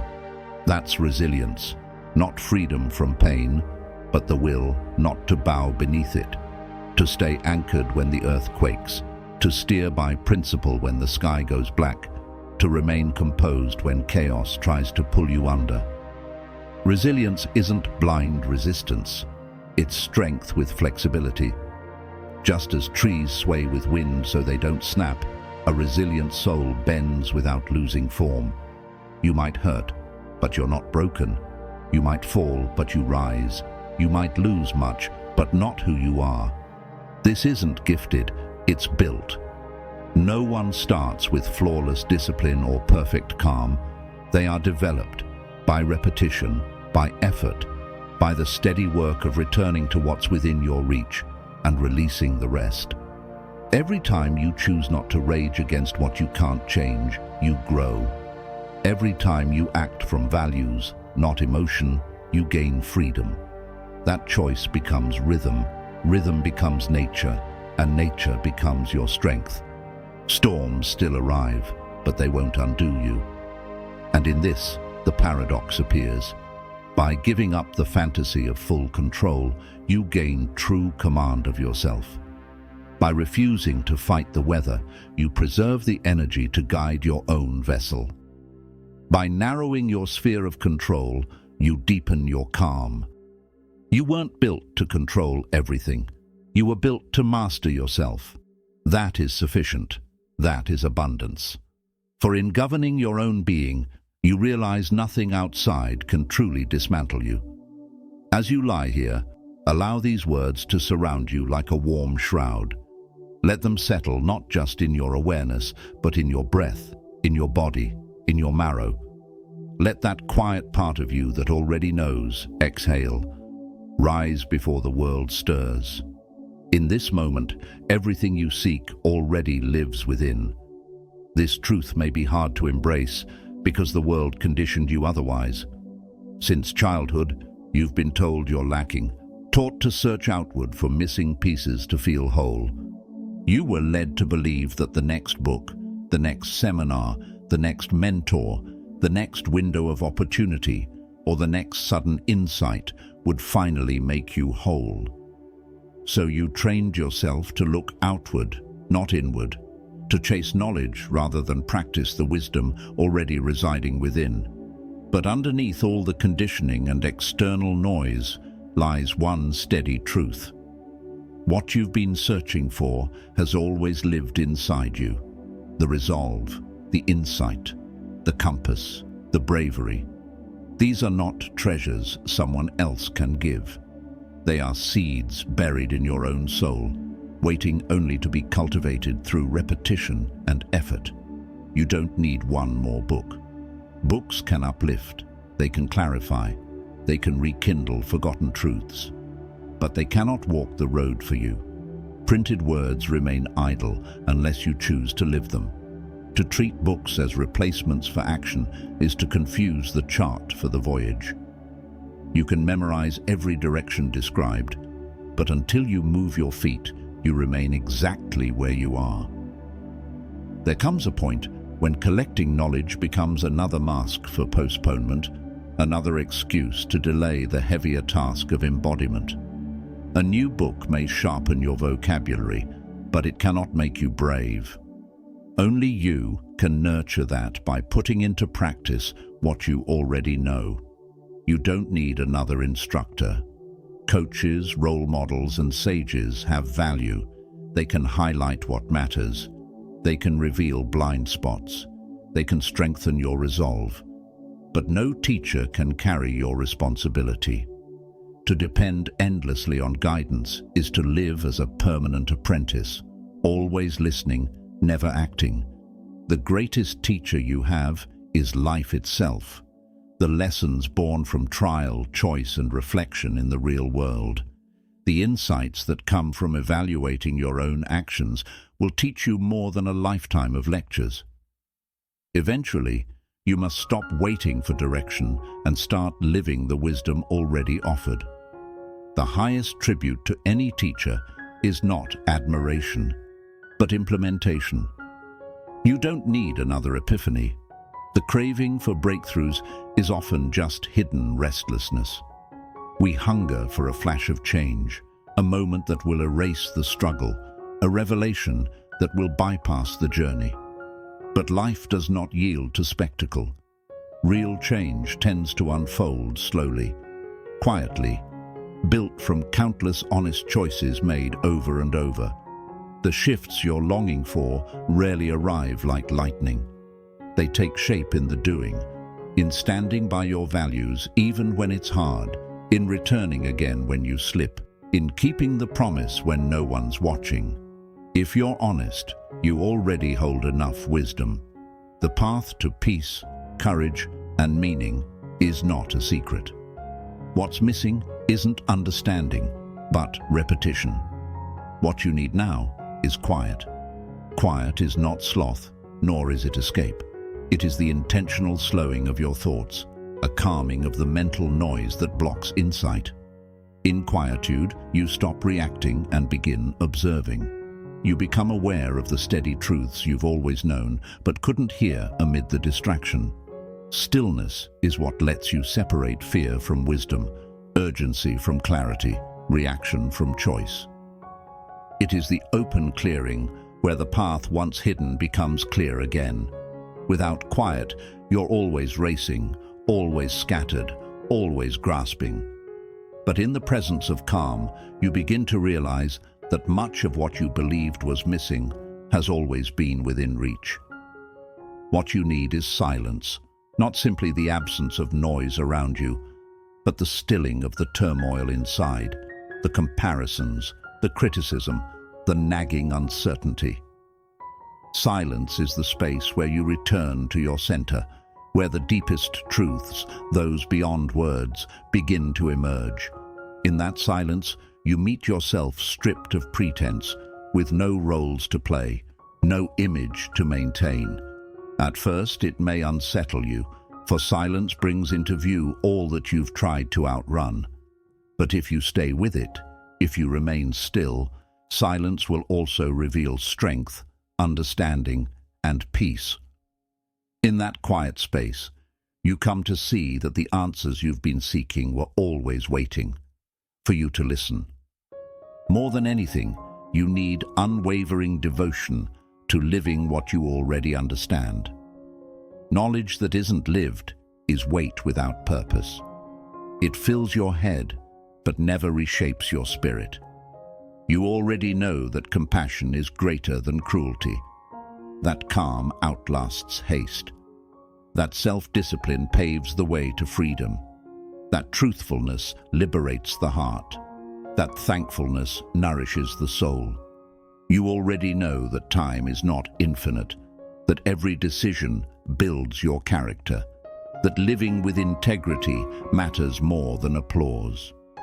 None of this is hidden from you.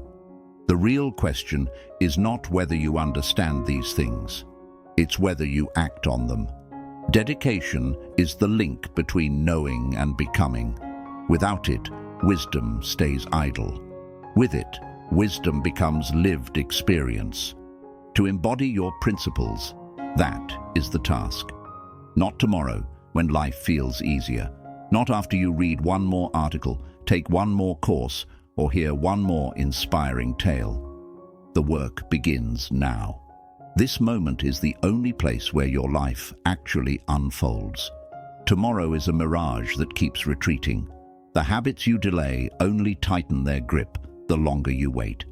To choose your values now is to reclaim your life from the endless cycle of postponement. Every breath is a chance to live truthfully, to act in line with what you already know is right. You don't need ideal circumstances. You only need the courage to begin.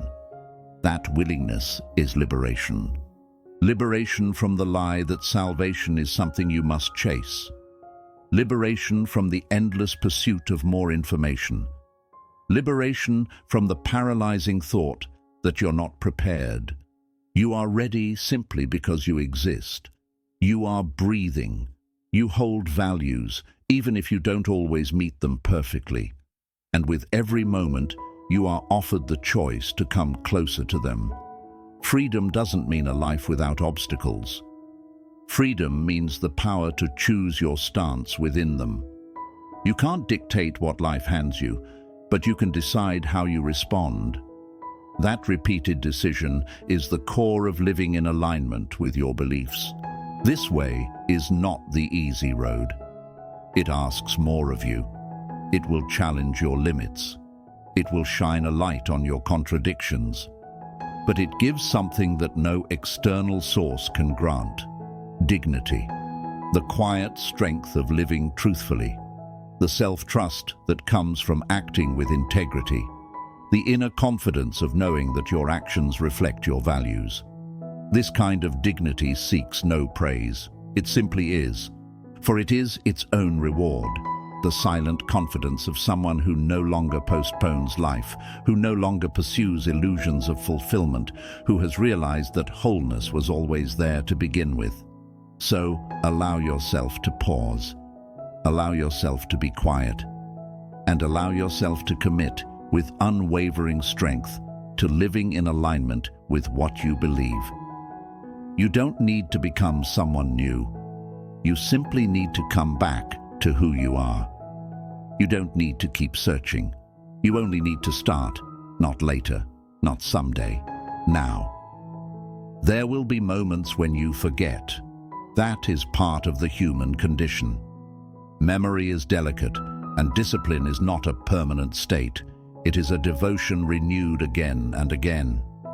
No matter how earnestly you study wisdom, no matter how firmly you resolve to uphold your values, there will still be mornings when you slip back into old patterns, when minor frustrations shake your composure, when your mind races toward fear or flares into anger before you even catch it. To forget is not to fail. To forget is to be human. And being human means constantly grappling with wandering attention and ingrained patterns. There will be times when you falter. And faltering does not mean you're broken, it means you're walking a real path. No one journeys a rugged road without catching a foot on a stone. No one dedicated to virtue has ever lived without conflict. Stumbling may look like words you regret, actions you wish you hadn't taken, or urges you failed to resist. The discomfort of stumbling is real, but it is not the end. It simply calls you to rise again. A bit more grounded, a bit more aware, a bit more attuned to the road ahead. There will be days when old tendencies call to you like familiar songs. Habits built over years do not dissolve overnight. They linger in the shadows of your mind, offering ease, comfort, escape, relief. Like mythical sirens, their melody is sweet, but their path leads only to regret. If you heed them, it may feel as though all your effort has vanished. But the presence of the urge is not evidence of defeat. It is a sign of how deeply it was planted. And deep roots take time to loosen. The appearance of the old pattern is part of the work. The practice is learning not to follow every tune. That is completely natural, and it must be remembered. The Stoic does not chase flawlessness. He does not envision a life free of error, free of emotion, free of failure. That ideal is fiction. To pursue it is to doom yourself to discouragement. The Stoic does not demand perfection. He seeks forward movement. He knows that the goal is not to be unblemished, but to remain loyal. Loyal to the process. Loyal to the effort of returning again and again to the path of virtue. He knows he will be tested, distracted, thrown off course. What matters is not that he remains unmoved, but that he returns every time. He lives for the return. That is the core of Stoic discipline, the willingness to begin once more. When he forgets, he remembers anew. When he slips, he regains balance and keeps walking. When the old voices rise, he hears them, but does not hand over the helm. He does not measure himself by how often he stumbles, but by how often he comes back. And every return is a quiet victory, even if it must happen 1,000 times. Because the act of returning is a declaration, choosing once more to align your life with reason, with integrity, with insight. And in that choice, strength is forged. He recommits, no matter how many times it takes. This is the essence of discipline, not some illusion of flawless control, but the quiet determination to begin again, the bravery to rise after defeat, the grace to acknowledge missteps and course correct, the grit to stand back up when exhaustion whispers that quitting would be simpler. To start again is not failure. It is the purest form of strength. The man who never falters cannot be praised, for he is imaginary. The one who stumbles and chooses to rise again, he is the true measure of resilience. For falling is not a flaw. To feel fear, to feel rage, to feel desire, to feel hopelessness, these are not flaws, but facts of being alive.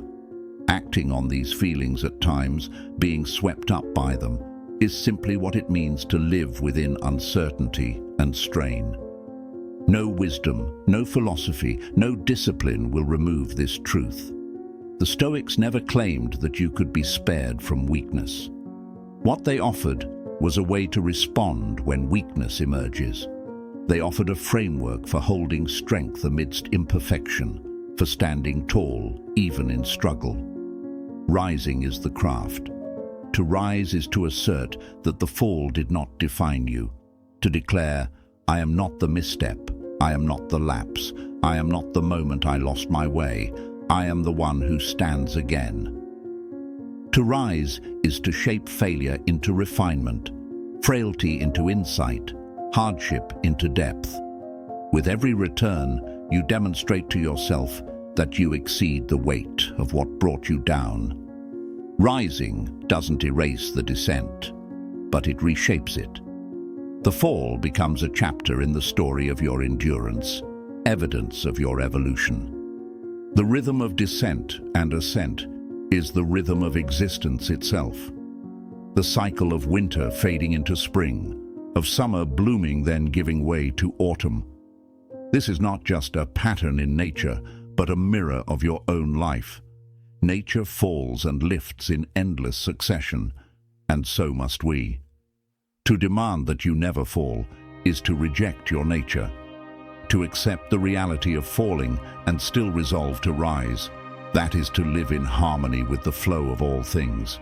It is to walk with honor through imperfection, to greet every return as a fresh beginning. So when you lose sight, when you misstep, when the voices of old patterns call you back, do not despair. Remember, this is the journey. You were never meant to be unblemished, only unwavering. You were never asked to be invincible, only to keep returning. Remember, the fall does not make you unworthy. The rise is what defines you. And every rise is a quiet embodiment of Stoic strength, the calm and steadfast courage of one who understands that no failure is final. that no mistake writes your ending, and that no habit holds more power than your willingness to begin again. Let life shape you, but do not let it shatter you. Whether you welcome it or not, life will leave its fingerprints. Each experience leaves behind impressions. Every loss, every joy, every challenge etches itself into the form of your being. You cannot prevent being shaped. You are not granite, you are clay, and clay is always shaped by time. But being shaped is not the same as being shattered. Shattering is to lose your sense of who you are. It is to forget your inner thread, to break from your own center, to be broken in a way that disconnects you from your inner anchor. That is not the same as being shaped. Shaping is a process of refinement. It chisels, it sculpts, it brings forth what was already within you. You cannot block life from leaving its mark, but you can choose to let it mold you without letting it undo you. Allow yourself to be tested, but do not be twisted. Life's trials will come, sometimes as subtle frustrations, other times as sudden upheavals that rattle everything you thought was stable. But to be tested is not a curse. It is the price of being awake, of being fully alive. A life untested stays brittle, untouched by the fires that forge resilience. A tested life becomes tempered, toughened, clarified, resilient. The danger lies not in the test itself, but in the compromise. Compromise happens when you let go of your values to avoid discomfort, when you sacrifice your integrity to win approval, when you choose ease over honor. But trials were never meant to erode you. They were meant to sharpen you. If you meet them with courage, you remain unbroken. If you yield, you risk becoming unrecognizable to yourself. So let yourself evolve, but only in alignment with what is true. Change is inevitable. You are no longer who you were yesterday, and you will not be the same tomorrow. All life is change, some for growth, some for decay. The question is never whether you will change, but how and toward what. Change that follows truth is transformation. It draws you nearer to virtue, to understanding, to the person you were always meant to become. But change that drifts from truth is distortion. It clouds your judgment. It pulls you away from the values that root you. To be open to change means to admit that you are not finished, that you still have much to learn. But to change wisely is to refuse the seduction of lies, of shortcuts, of superficial rewards. You are not here to conquer. This may be the hardest truth to embrace, because almost everything around you tells you otherwise. Be the best. Win the deal. Win the likes. Win the argument. Life is painted as a contest, and your worth is linked to your victories. But triumphs are fleeting. Today's win becomes tomorrow's loss. The applause that finds you will one day search for someone else. If you build your meaning on winning, your peace will always be in danger, dependent on forces you cannot command. You were never meant to win. You were meant to evolve. You are here to grow. Growth is not loud. It doesn't always catch attention. It doesn't hand you medals. It rarely brings instant praise. But it lasts. Growth is the slow emergence of your true nature, the quiet strengthening of your soul, the expansion of your understanding. It is the journey from fear to courage, from confusion to clarity, from self-centeredness to compassion. In the world's eyes, growth may sometimes resemble defeat, because it may ask you to surrender the very things others are running toward. But growth is the one form of victory that cannot be undone, because it does not sit on your shelf. It lives in your bones. It becomes you. You are here to align. To align is to bring your life into coherence with your core principles, with wisdom, with nature's rhythm, with reason's quiet guidance. Alignment ends the inner battle between what your conscience whispers and the choices you make. It's when your thoughts, your speech, and your behavior all walk in the same direction, so you no longer live at odds with yourself. Alignment isn't ease, it's integrity. It grants you the rare gift of walking through the world unmasked, of meeting your own gaze without flinching.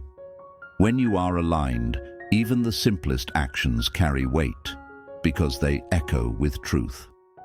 You are here to recall who you truly are beneath the layers of noise. And the noise is relentless. It arrives from the outside. Expectations, comparisons, distractions, judgments. And from the inside, fear, craving, self-doubt, distorted stories. That noise insists you are only what you own, what others think of you, what you've done or failed to do.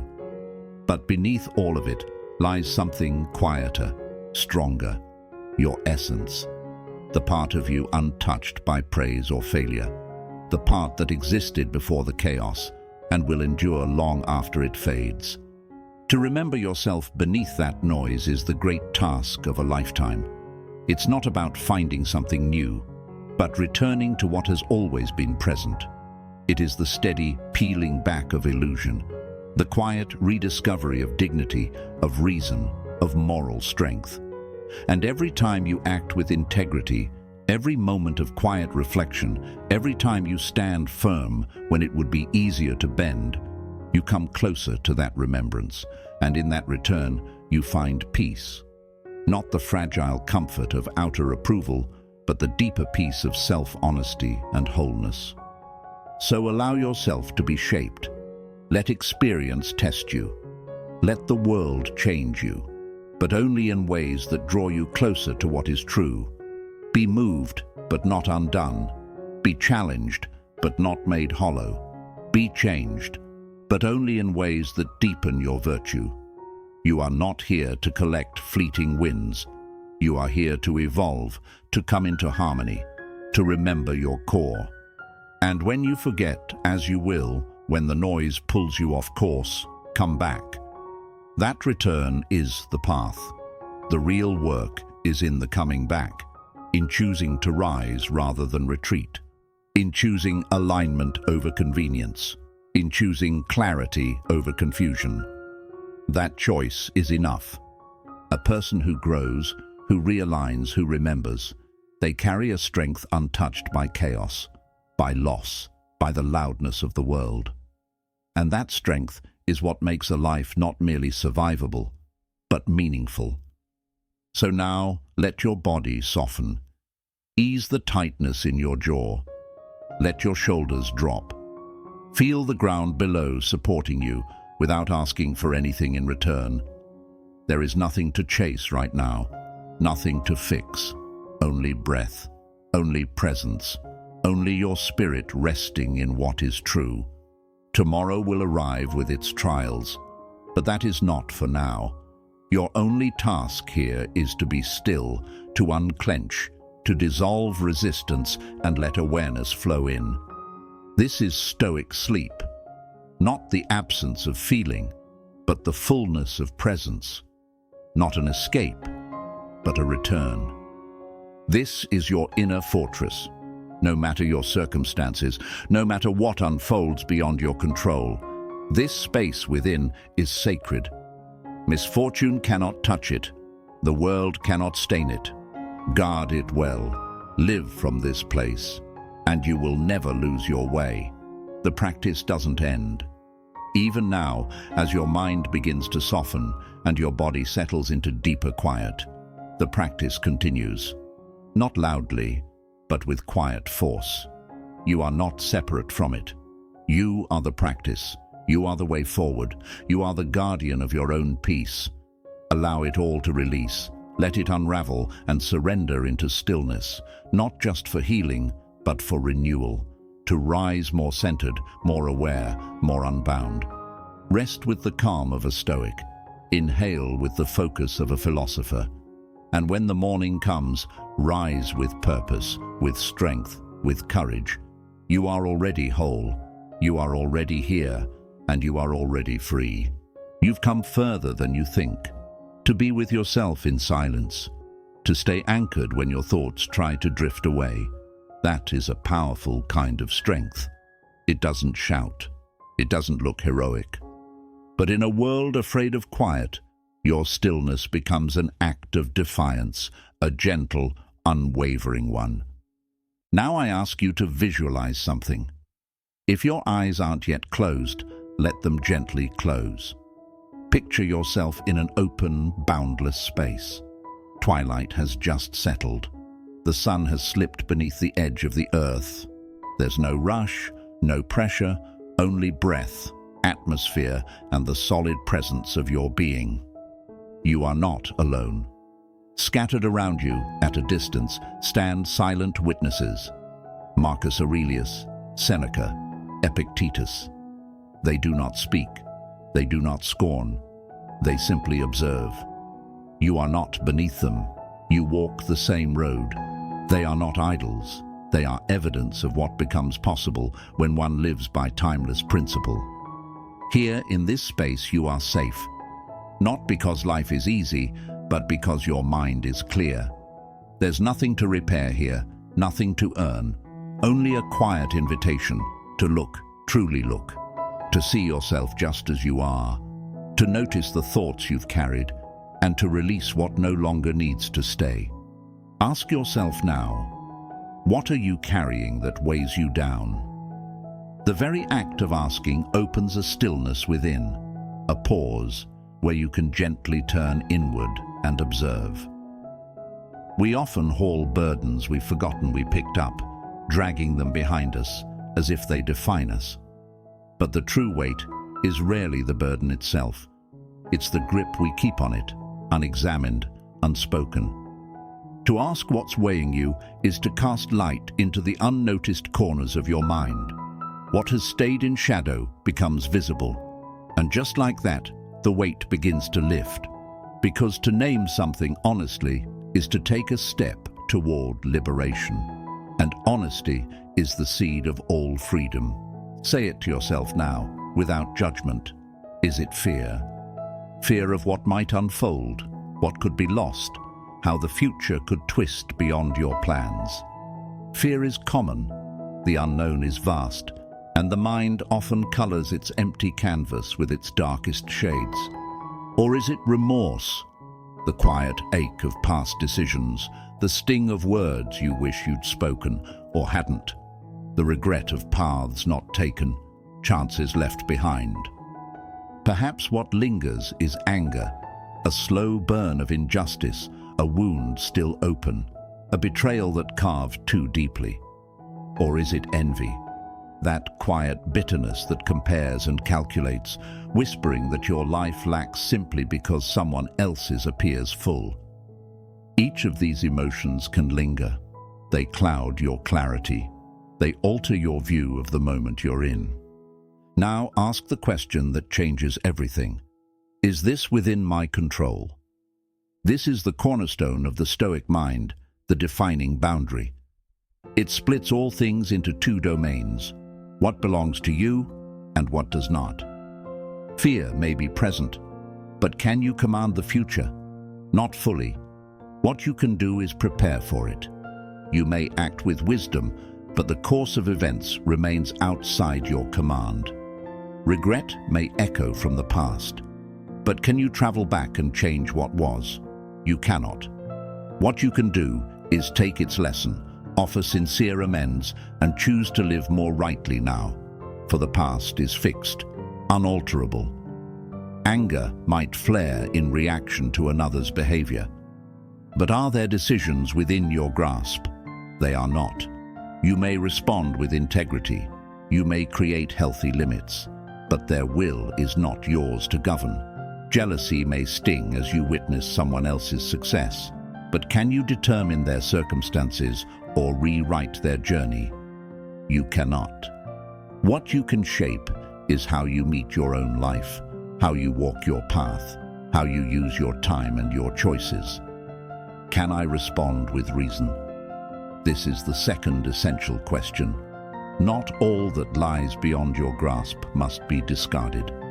Certain things, though not fully yours to control, still invite wise engagement. Fear might call for readiness, and readiness is rational. Remorse might call for honesty, and honesty is within reach. Anger can point to wrongdoing, and reason may lead you to act justly without descending into rage. Even envy may reveal what you truly value, offering a mirror that shows you what to nurture in yourself, not just admire in others. To act from reason is to separate what is meaningful from what is merely noise. It means refusing to be ruled by the emotion. It means examining its roots, understanding its message, and choosing a response, not based on impulse but on awareness. Or, must I let this go? This is the final question, and often the most difficult. To let go is not to ignore or repress. It is to release your grip on what cannot be altered. It is to stop feeding your thoughts to a fire that burns nothing but your peace. It is to allow the emotion to rise and to watch it fall, like all passing things. Fear of the uncontrollable must be allowed to pass, for to dwell on it is to spend your life chasing shadows. Regret over an unchangeable past must be surrendered, for self-blame does not heal what is already behind you. Anger with no path to right action must be put down, or it will corrode what is good in you. Envy that turns your eyes from your own work must be released, for it shackles you to what was never yours to begin with. To let go is not weakness. It is understanding. It is the wise refusal to battle forces that cannot be overcome. Take your time. Do not force. Simply observe. This is where freedom begins. Observation is the practice of presence. To watch without hurry is to resist the compulsion to fix, to bury, to escape. It is to sit and see. There is fear, there is regret, there is anger, there is envy. Let them be. And in that still gaze, the emotion begins to loosen. It no longer rules from the dark. You step out of its grip and become the one who sees. And in seeing, you create room. Room to pause, room to choose, room to respond. This is no small act. It is the beginning of all true self-direction. Without this step, you cannot tell what truly belongs to you and what does not. So whatever emerges, don't fight it. Resistance can amplify what you long to be free from. Fight fear, and it grows louder. Fight guilt, and it sharpens. Bury anger, and it waits to erupt. Deny envy, and it returns in new disguises. Letting things be is not the same as indulging them. It is the middle path, a path that allows the feeling to be known without letting it take root where it doesn't belong. Like clouds meandering across the heavens, emotions shift more swiftly when you don't run after them or try to block their path. You notice them, you welcome their presence, and in that welcoming, they begin to pass through. Let them appear without resistance, then watch them fade. This is the movement of release. Emotions are part of nature. They rise and fall like tides. When allowed to appear, you no longer see them as facts etched in stone, but as passing weather. Anger surges, but then recedes. Fear sharpens, then dissolves. Shame stings, then dulls. Jealousy pricks, then fades. If you allow them to surface, you'll realize they are less lasting and less dominating than they first seemed. And once fully seen, they can be released, softly, calmly, without spectacle or attachment. To let them go is to understand. Your calm does not rely on never feeling, but on how you relate to feeling. This practice is not about removing emotion from life. It is about placing emotion in its rightful seat. You are not made of stone, numb to experience, nor are you a captive, forced to obey every impulse. You are the one who witnesses, who selects, who lets go. That is the nobility of being human, not that you escape all pain, but that you meet it awake and deny it the power to rule you. The untrained mind is pulled in every direction by feelings. The trained mind meets each one, learns its shape, and lets it drift away. Over time, this becomes a way of walking through the world. You feel less burden, not because life gives you less to bear, but because you stop gripping what was never meant to be held. You confront fear, but refuse to build a home in it. You feel guilt, but you grow instead of self-harming. You meet anger, but you use it for what is just, not what is destructive. You recognize envy, but you turn it into a compass instead of poison. And so, each day, you ask again, is this something I can shape? Can I approach this with thought, or must I let it go? And in asking, you sharpen discernment, you deepen stillness. The path remains simple. Pause, observe, let it rise, let it fade. In this simplicity is a deep freedom. When you stop mistaking the world's weight for your own, when you stop clinging to the unholdable, you find that peace was not absent. It was merely buried. It waited beneath what you no longer need to carry. This is the Stoic ritual of inner review. You return inward to the quiet forum of the soul, and you ask, have I lived today as I should? Was I fair? Was I wise? Did I practice self-restraint? If not, you do not scold. You begin again, not in guilt, but with clarity. This is the way forward. You are not here to torture yourself for past mistakes. That truth must be spoken often. The mind, when left unchecked, becomes its own executioner, repeating past missteps, replaying every flawed decision, not as memory, but as sentence. A word you regret, a step you wish you hadn't taken, a moment missed. These do not merely return, they return as judgments. But this self-wounding does not change the past. It does not turn mistake into understanding. It only carves new wounds over old ones, layering pain where only growth is required. To live under the weight of constant self-condemnation is to carry far more than the error itself. The Stoic understands this well, and so he does not treat his missteps as life sentences. He does not grip the past with clenched hands. He remembers, yes, but only as material to build upon. For him, memory is no cell. It is a classroom. Yesterday is carved in stone. No volume of sorrow can change it. The arrow has already left the bow. The word has already been uttered. The decision already cast. To fixate on it is to plead for time to reverse its flow. But time never flows backward. It only moves ahead. And if you spend the present aching for what is already gone, you abandon the only space where change is still possible. So the Stoic reflects, learns, and then releases. He draws out the lesson, the quiet truth buried in the event, and then lays the event to rest, placing it where it belongs, behind him. What happened becomes a chapter, not a chain. This is how the Stoic reframes his past. Every misjudgment becomes instruction, every failure a voice of experience, a failed venture, a call to plan better, a cruel word, a signal to grow in gentleness, a missed door, a lesson in boldness, in presence, in timing. Lessons rarely flatter, but they always sharpen when met with a humble mind. To see the past as instruction is to turn hardship into progress, to ensure that your pain does not echo in vain. And the present, it is a proving ground. Each moment you face comes carrying its own trial, a desire to be tamed, a burden to shoulder, a duty to complete, a reaction to restrain. The Stoic sees not punishment, but a stage on which to practice virtue. A sharp comment tests your composure. A failed plan tests your strength.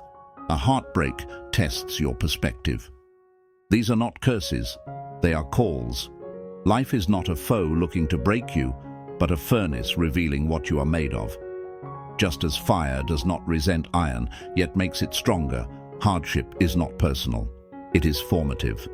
Every situation unveils the shape of your character, not to shame you, but to offer a chance to refine it. The future? That is the most elusive of the three, and the most seductive. It cannot be known, and yet the mind aches to see it. It writes scripts, forecasts, fantasies, some filled with hope, others soaked in fear. Yet all of it is imagined. None of it is fact. Not yet. The future cannot be seized. It can only be prepared for. To cling to imagined tomorrows is to abandon the clarity of now in favor of illusion. The Stoic meets this truth with quiet surrender. He plans wisely. But he does not let peace depend on guesses. He does not tie his inner calm to forecasts. For he knows where you anchor yourself matters. Anchor to the unknown, and you will be dragged by every wave. What lies ahead belongs to fate. What belongs to you is your readiness to face it. And so the Stoic meets all three, past, present, and future, with the same response: character. This is the root of Stoic living. The past is not mourned. The present is not resisted. The future is not obsessed over. All three are navigated with character as the guide. And character means consistency. It means actions shaped by values, not by mood. It means choosing bravery when fear rises, choosing patience in waiting, choosing justice when wronged, choosing modesty when fortune smiles. Character is your inner fortress, the immovable foundation within that no external storm can wash away. When you build character, you equip yourself with the one essential anchor that allows you to face any moment, past, present, or future, with unwavering grace. The past has tested you, and you have grown. The present is testing you, and you are rising to meet it. The future will bring more tests, and you will arrive prepared. But throughout them all, character remains your constant companion. It does not eliminate hardship, it reshapes how you meet it. With character, your missteps don't become shackles, but become your instructors. With character, life's hardships don't break you, they shape you. With character, the unknown isn't a threat, but a path of discovery. This inner steadiness is what enables the Stoic to move through life untouched by ruin. He does not lay claim to the world's outcomes, but he governs himself. And that mastery is enough. To turn against yourself for your errors is to forget this truth. It is to mistake your stumbles as final verdicts, instead of invitations to grow stronger. The Stoic remembers, to fall is natural, to stand again is the path. The past is not a home but a teacher. The present is not a threat but a chance. The future is not something to dominate but something to step into, steadily, prepared. And through all of it, the measure is not flawlessness. The measure is character. So when regret comes knocking, don't reach for blame. Ask instead, what wisdom does this reveal? When the weight of the moment bears down, don't curse the burden. Ask instead, what virtue is being summoned within me now? And when tomorrow looms uncertain, don't demand answers. Ask instead, what kind of person will I be when I arrive there? In doing this, every instant, past, present, and future, becomes sacred ground for cultivating who you are. You are never here to torment yourself. You are here to evolve, to live in alignment with what is real, to walk with strength, so that no matter what befalls you, you remain whole. This is the core of Stoic freedom. Not a life without hardship, but a soul without despair. No mistake, no hardship, no unknown can take away your ability to meet life with honor. Now pause for a moment. Picture yourself moving through your day, an ordinary, imperfect day. Watch your steps. Listen to your words. Notice your thoughts. Don't criticize, just observe. When did you act with integrity? When did you drift? What pulled you away from your center? Whose approval did you chase? What truth did you sidestep? This is not about control. This is about bravery. The courage to look inward and see where you reacted instead of responded, where you avoided effort, where you played a part rather than showed up real. And then, instead of sinking into shame, you gently return to yourself. Quietly, steadily, immediately. That is the rhythm of a Stoic life. Let yourself feel proud of that, not with loud celebration or need for praise. Not the kind of pride that craves attention, that compares, that swells when seen and deflates when ignored. That pride is hollow and unstable.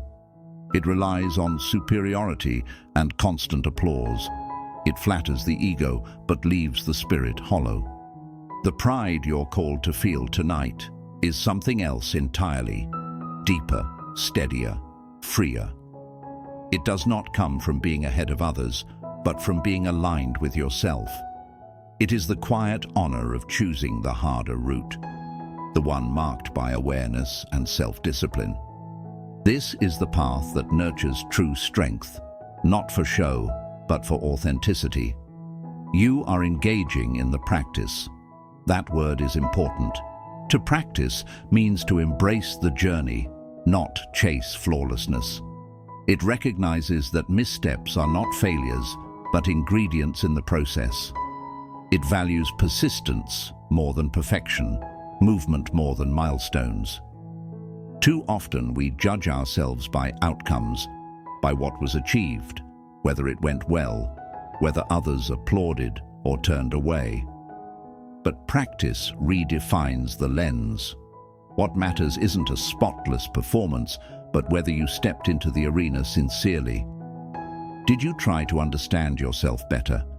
Did you make even the smallest effort to pause, to breathe, to choose your response with care, instead of letting emotion take the wheel? If you did, you are practicing.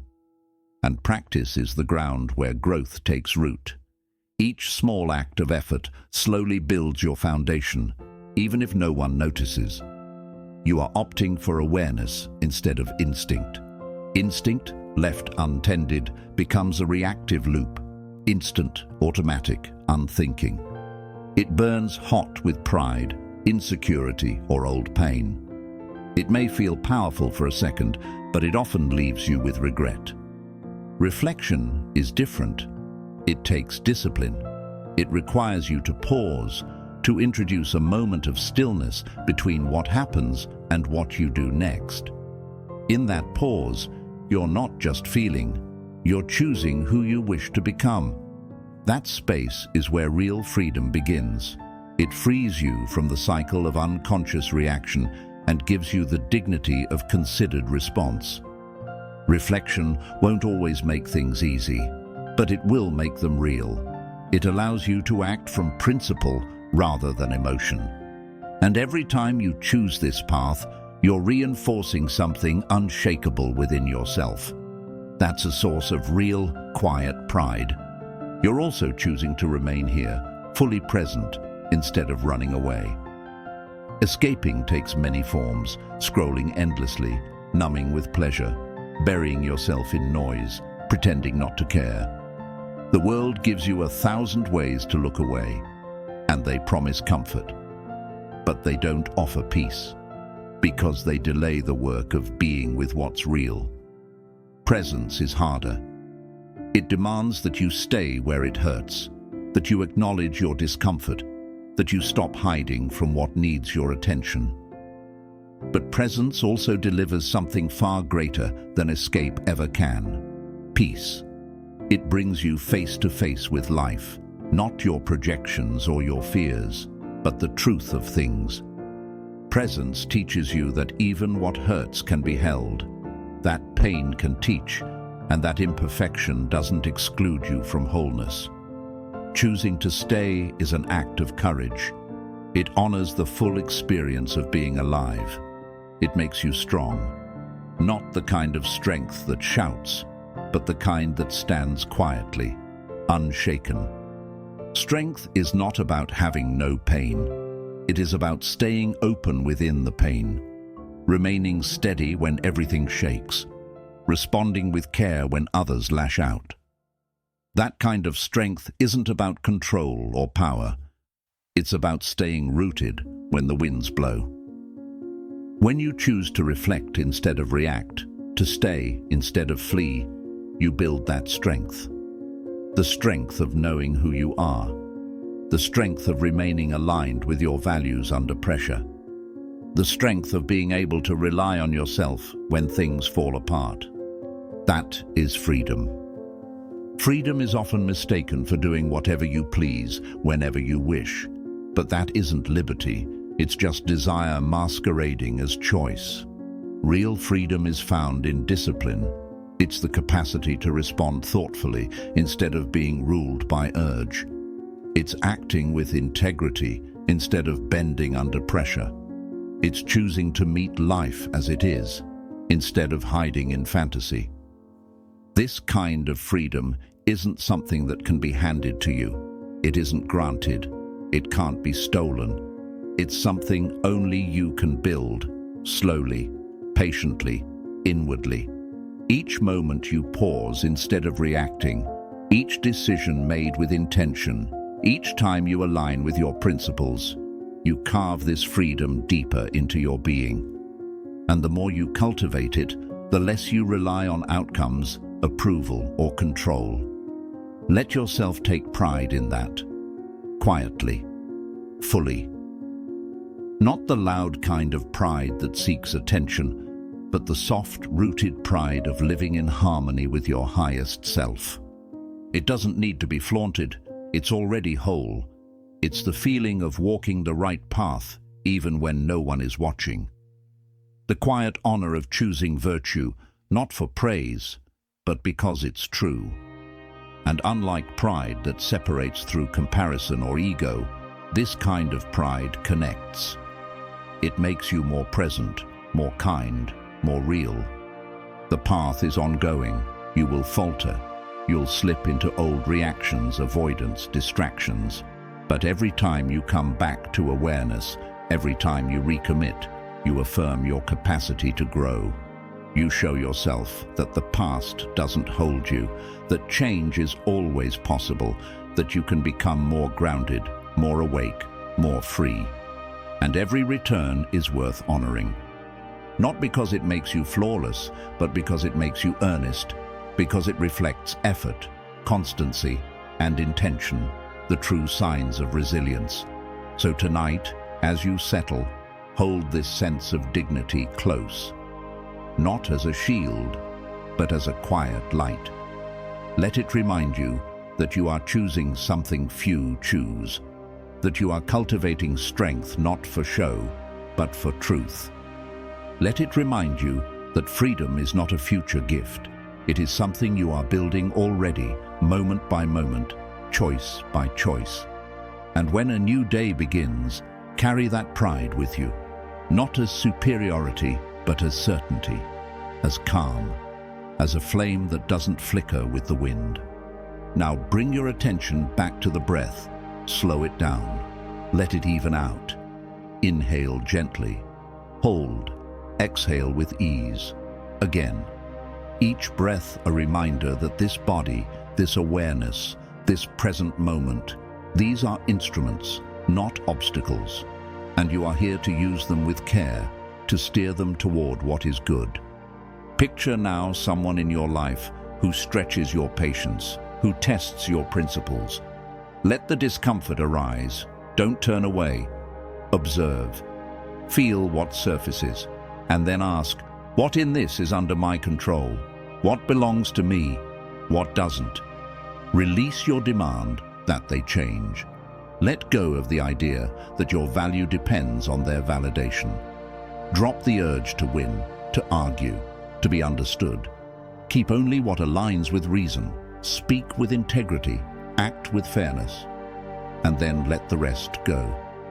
You are not uncaring when you do this. You are becoming clear. In a world where decisiveness is often mistaken for cruelty and where honesty can be misread as indifference, holding your ground can seem severe. Saying no, establishing limits, and choosing not to conform simply to avoid discomfort may unsettle others.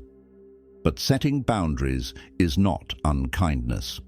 It is a form of clarity, and clarity is truth expressed with respect, both for yourself and for others. To live with clarity is to refuse the impulse to soften truth for the sake of approval. It means walking the harder road of conviction rather than the easier one of accommodation. People may interpret your integrity as coldness simply because it doesn't bend to their assumptions. But what you are offering is actually a deep form of care. Care that refuses illusion, that resists both manipulation and self-betrayal. The Stoic doesn't close off his emotions. He hones his discernment. That difference is vital. A heart that has been closed becomes numb, detached from empathy, unable to truly receive beauty or connection. But a discerning mind allows love to stay open without becoming naive. The Stoic isn't unmoved by suffering or blind to human need. He feels, but he does not drown in emotion. He cares, but not at the expense of reason. His compassion is grounded. He offers comfort without sacrificing accountability, extends forgiveness without ignoring harm, gives love without losing his center. This isn't detachment. It is resilient strength expressed in human form. This difference also appears in the space between genuine kindness and people-pleasing. Though they look similar on the surface, they are driven by opposite forces. People-pleasing acts under duress, motivated by the fear of disapproval, discomfort, or rejection. It offers not from generosity, but from anxiety. It says yes, not because it agrees, but because it cannot tolerate another's dissatisfaction. True kindness doesn't operate from fear. It flows from care, not compulsion. It has the courage to agree, but also the courage to refuse. It can soothe, and it can also confront. Mistaking people-pleasing for kindness strips them both of meaning. It leaves you exhausted and leads others to believe a false version of the truth. The Stoic sees this clearly. He understands that real kindness may disappoint in the short term because it won't pretend, it won't enable, it won't validate weakness. But in the long run, only this kind of honesty nourishes strength in both giver and recipient. The same principle applies to love and dependency. Dependency wears the mask of love but is rooted in fear. Fear of being alone, fear of not being needed, fear of losing control. It clings, it demands, it binds both people to neediness. But real love is different. It emerges from freedom. It chooses rather than grasps. It honors individuality rather than dissolving it. It gives without expectation and receives without greed. When love becomes dependency, it suffocates the very beauty it pretends to express. The Stoic sees this clearly. He is capable of profound devotion without surrendering autonomy. He can give himself deeply while preserving his inner peace. His joy does not hinge on another's mood or presence. He knows that love, born from virtue, uplifts and expands. But love warped by dependency traps and diminishes. Virtue in itself is often a quiet thing. It rarely earns applause. At times, the pursuit of virtue feels like a solitary road. It asks you to take a step away from the crowd, to decline the easy bargains others accept without question. To walk with integrity is to turn down the shortcuts, to reject the subtle invitations to compromise, to remain upright when others bend.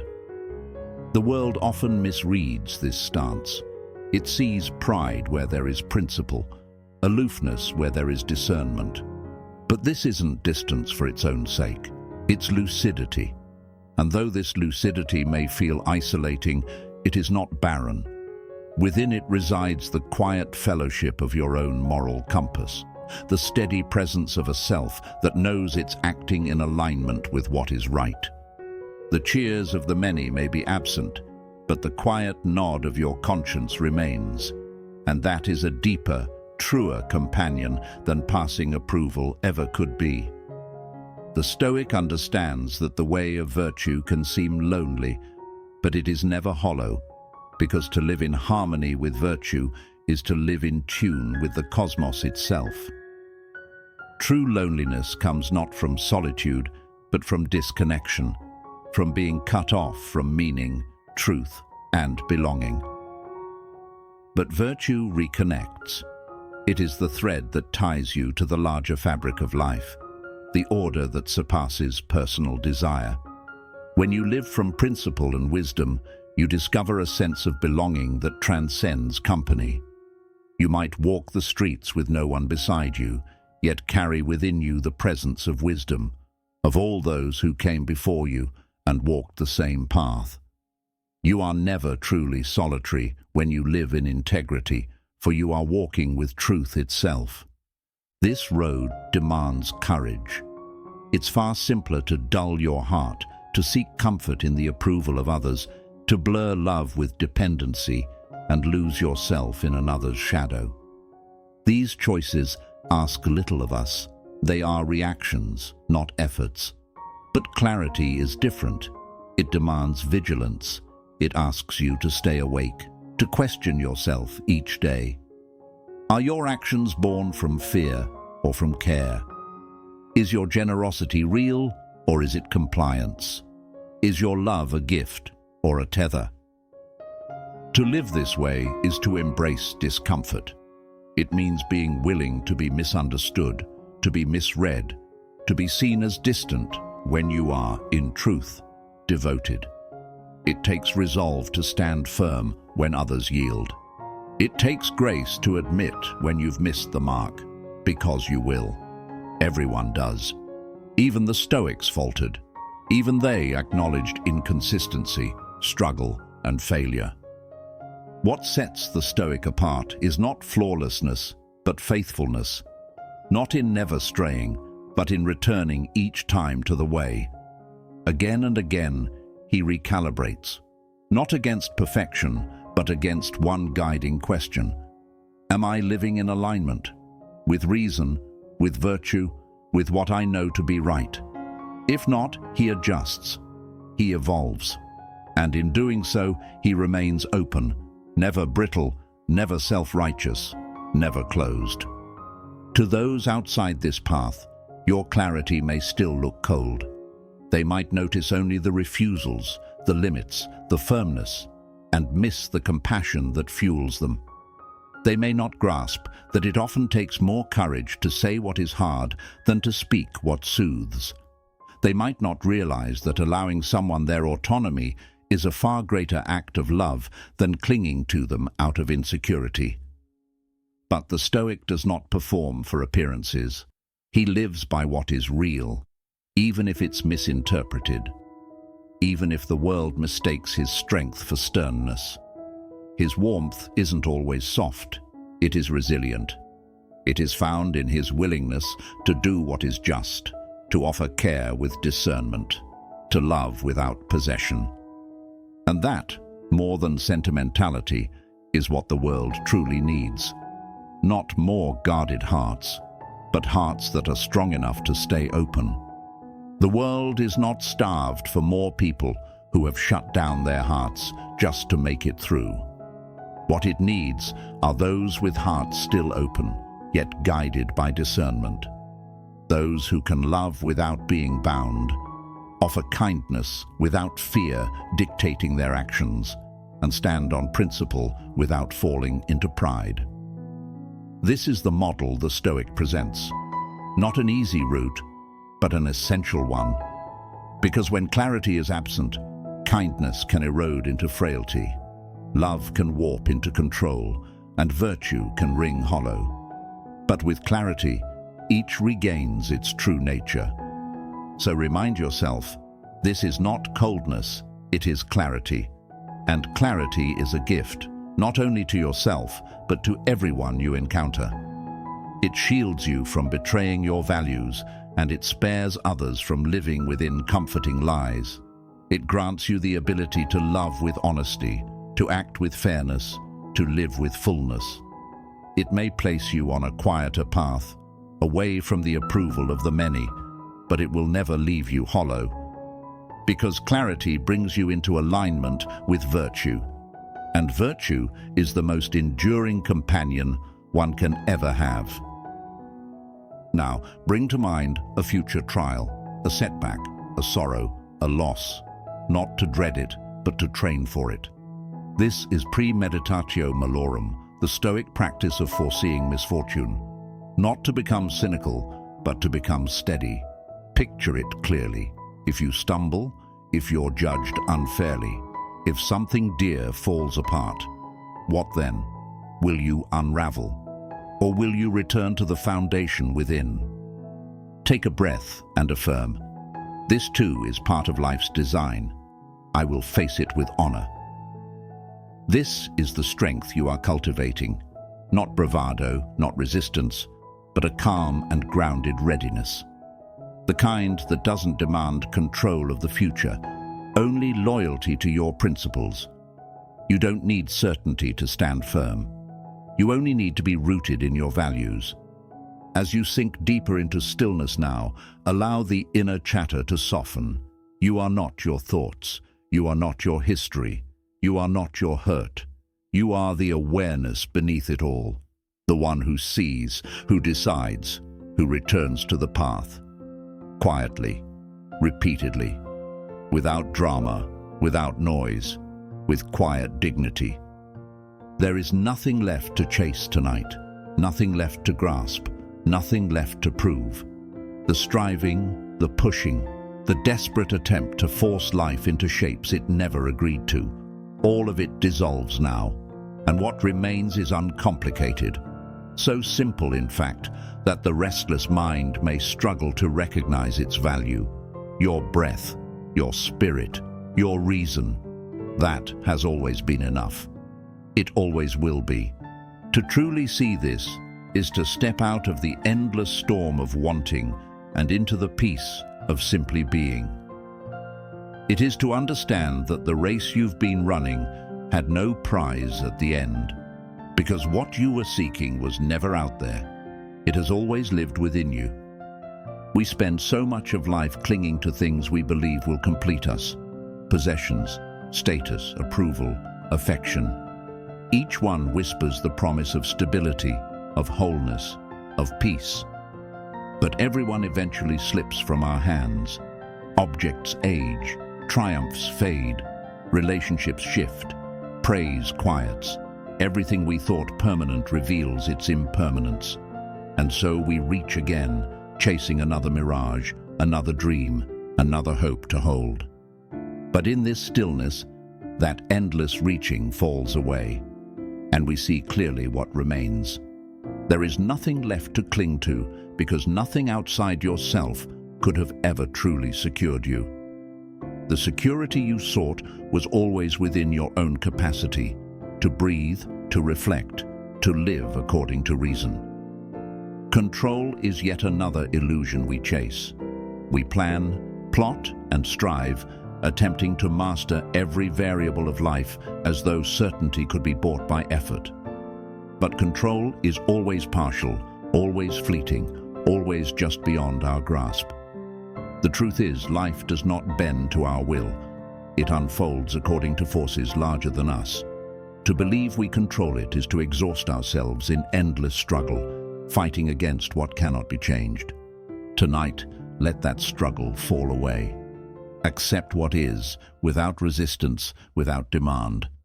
What remains when control is relinquished is not chaos, as the fearful mind may believe, but peace.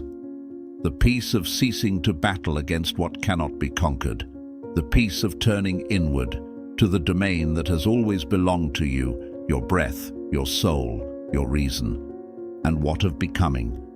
From childhood, we are taught that life is a ladder to climb, that we must become successful, admired, accomplished, become something more than we are now. We internalize this story until we lose sight of the present moment. We live as if life is a rehearsal, as if meaning is only found in what we will one day become. But the truth is, every horizon recedes as we approach it. No matter how high we climb, the sense of insufficiency persists. Tonight, release the pressure to become. There is nowhere else to arrive. No better version of yourself waiting at the end of some distant path. You are not unfinished clay waiting to be perfected. You are here, breathing. That is enough. To stop becoming and simply be is to rediscover the freedom you lost in chasing illusions. Your breath is the first reminder of this freedom. It anchors you in the present, steady, faithful, asking nothing of you except attention. You inhale, you exhale. In that rhythm lies proof of life, proof of sufficiency. Every fear, every regret, every anxious projection into the future fades when you rest in the simple act of breathing. Your breath is neither past nor future. It exists only now. To attend to it is to return home to yourself. To discover that life has always been here in this simple rhythm, beneath all your striving. Your soul, too, is always here. Not the soul defined by doctrines or encased in dogma, but the inner life that perceives, feels, and endures. The soul is the quiet witness beneath thought and sensation, the thread of continuity through every season of change. You have doubted yourself, betrayed yourself, even abandoned yourself. Yet the soul has remained patient, steadfast, waiting for your return. When all else fades, when titles, possessions, and roles dissolve, the soul remains. To touch it is to realize that you are more than the shifting circumstances of your life. You are the one who experiences them, the one who endures them, the one who remains after they pass. And then there is reason. Not cold calculation, but the clarity that aligns you with reality, freeing you from the tyranny of illusion. Reason shows you what is within your power and what is not. It is the key to understanding what you can control and what you must release. Reason offers you the gift of peace, the freedom to accept what is, and the wisdom to act where you can. It teaches you when to take action and when to yield. It shows you how to live justly, with balance, and in truth. Reason becomes your inner compass, helping you navigate a chaotic world without losing yourself in it. It doesn't prevent hardship, but it reshapes your experience of it, turning pain into teaching, grief into wisdom, and setbacks into the soil from which you grow. When you cling to reason, you root yourself in clarity, even as your emotions attempt to pull you adrift. Together, breath, soul, and reason form a complete foundation. They are not separate tools, but interconnected reflections of the same truth, that everything you need to live with grace and depth already lives within you.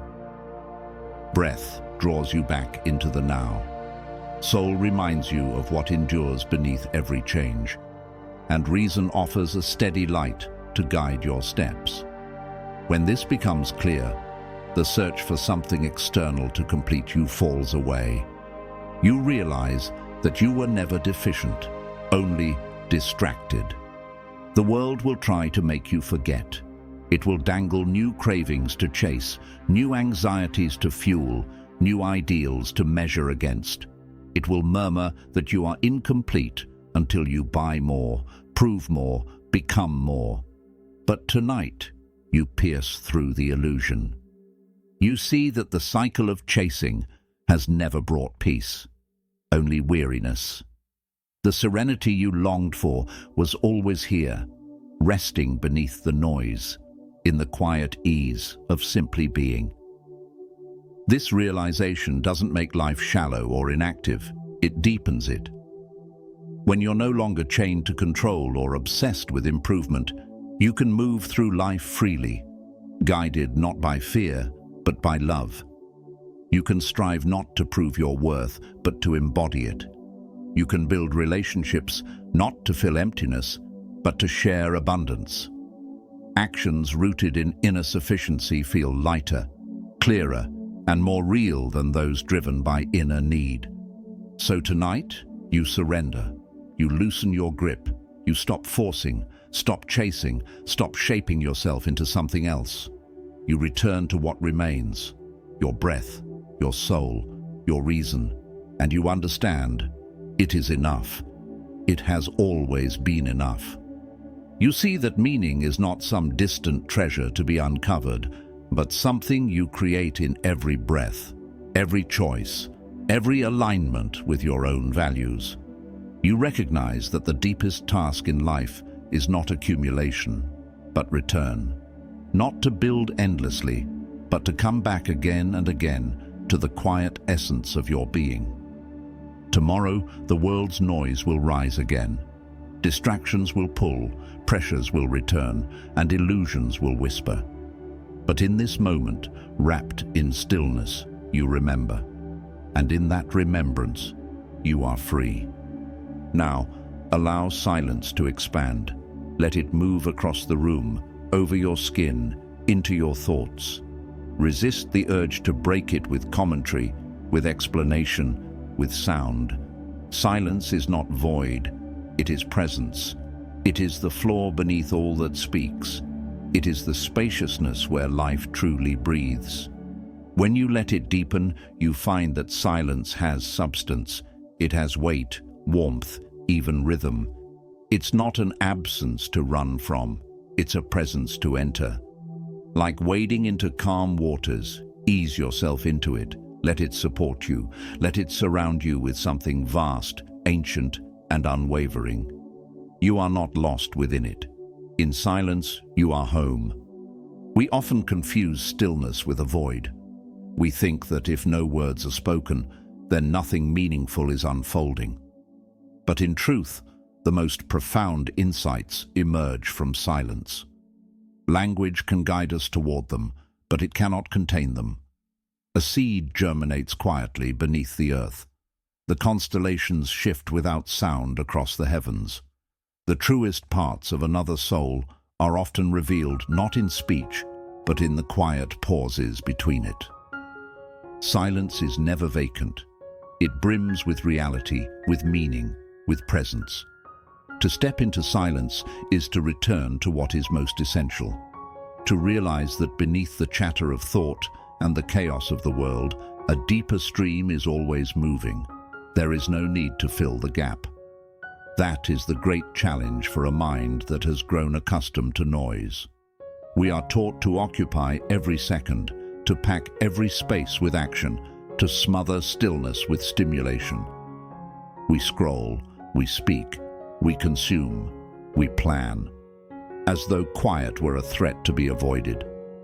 But when you stop trying to fill the space, when you simply allow it to be, you realize it was never empty. The silence was always there, patiently waiting to unfold, but only for those willing to remain with it.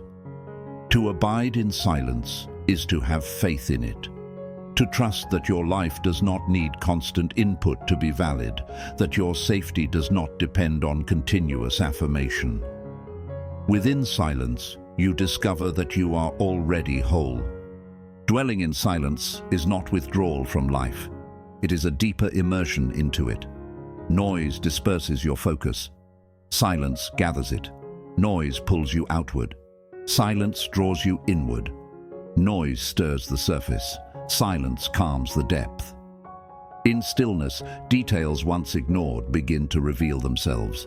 The flow of your breath, the quiet pulse of emotion, the understated miracle of simply being present. Silence doesn't demand your escape from the world. It invites you to live within it more fully, with awareness, with softness, with love. To drift into sleep in the company of silence is to surrender to its care. Sleep cannot be forced or commanded. It comes when you cease your striving, when you release the need to stay awake or control what's ahead. Silence creates space for this letting go.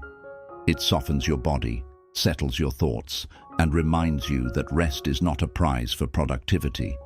It is a natural rhythm to be received. To sleep within silence is not just to restore energy, but to return to the quiet cycles of nature, to the pulse of renewal that lives within you. In that quiet, rest becomes more than absence. It becomes fullness. Fullness of healing, fullness of trust, fullness of being gently held.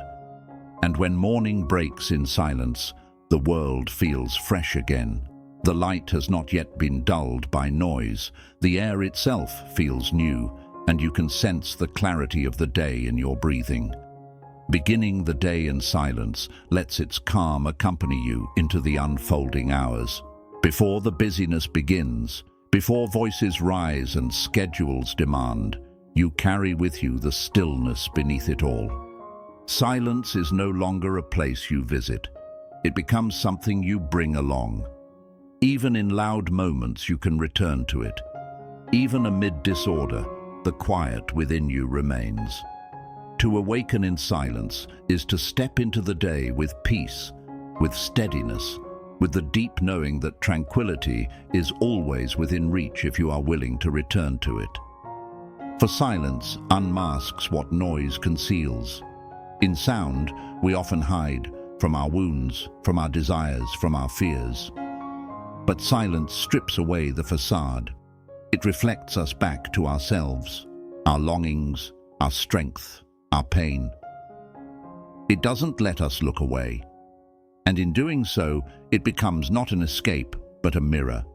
Not a void, but a homecoming. And yet, it gently restores what your heart has always yearned to recall. It shows us that truth isn't something we construct through constant talking and analysis. It arises naturally when we stop fleeing ourselves. To encounter silence is to encounter your own reflection. To welcome silence is to welcome life without embellishment. This kind of welcoming isn't about surrender, it's about liberation. When you reside in stillness, you're no longer bound by the urge to explain yourself, to persuade others, or to seek validation. You're allowed to just exist. You're free to release the exhausting compulsion to manage every impression, to be right in every debate, to control every detail. Silence teaches you that you need do nothing to deserve your place in the world. You already do. This understanding doesn't announce itself with drama. It arrives softly, but alters everything. Once you've discovered yourself within the quiet, you carry a stillness that no volume can shatter. Silence is also a teacher of love. While words matter, love often becomes clearest when language fades. The quiet presence of someone dear can say more than hours of conversation. The stillness of a shared look, of fingers interlaced, of being near without needing to speak. These are the spaces where love becomes most visible. When you nurture silence within, you become more open to love. You stop needing to fill the air with sound. You learn to pay attention, to observe, to truly be present. Love flourishes in silence because it offers space for another to fully be, without noise, without interference. Embracing silence doesn't mean rejecting sound. It means placing it where it belongs. Music depends on silence to give its notes form. Speaking relies on quiet to make its words meaningful. Existence itself needs stillness to unfold its design. Without silence, everything blurs into confusion. But with silence, order and rhythm appear. This is why silence feels abundant. It's not an emptiness, it's a presence. the invisible canvas upon which all things come to life. So now, allow that silence to grow deeper. Let it expand, not as nothingness, but as fullness that gently wraps around you. Trust that inside it, you are not gone but rediscovered. You are not less, but more. Not hollow, but complete. Stay with the stillness tonight. Let it hold your sleep. And in the morning, awaken with it still beside you. Carry it as your unseen strength, your silent ally. Let it remind you that beneath every sound, every pursuit, every shift, this quiet always waits, unshaken and enduring, inviting you back. Your effort is happening now, not someday, not loudly, but quietly. And this steady, unseen work will move you further than any grand act. This is the sort of power the world doesn't notice, but your soul recognizes it, and it is grateful. Let this be your final reflection. There is no deeper calm than knowing that today you lived aligned with your values, and that tomorrow you will begin anew. Not through noise, but in silence. Not by force, but with presence. Not with anxiety, but with clarity. And now, sleep. Not to run from life, but to return renewed. You've journeyed through this day. You've contemplated, you've recentered, and now you rest, whole, aware, at peace. You are still. You are prepared.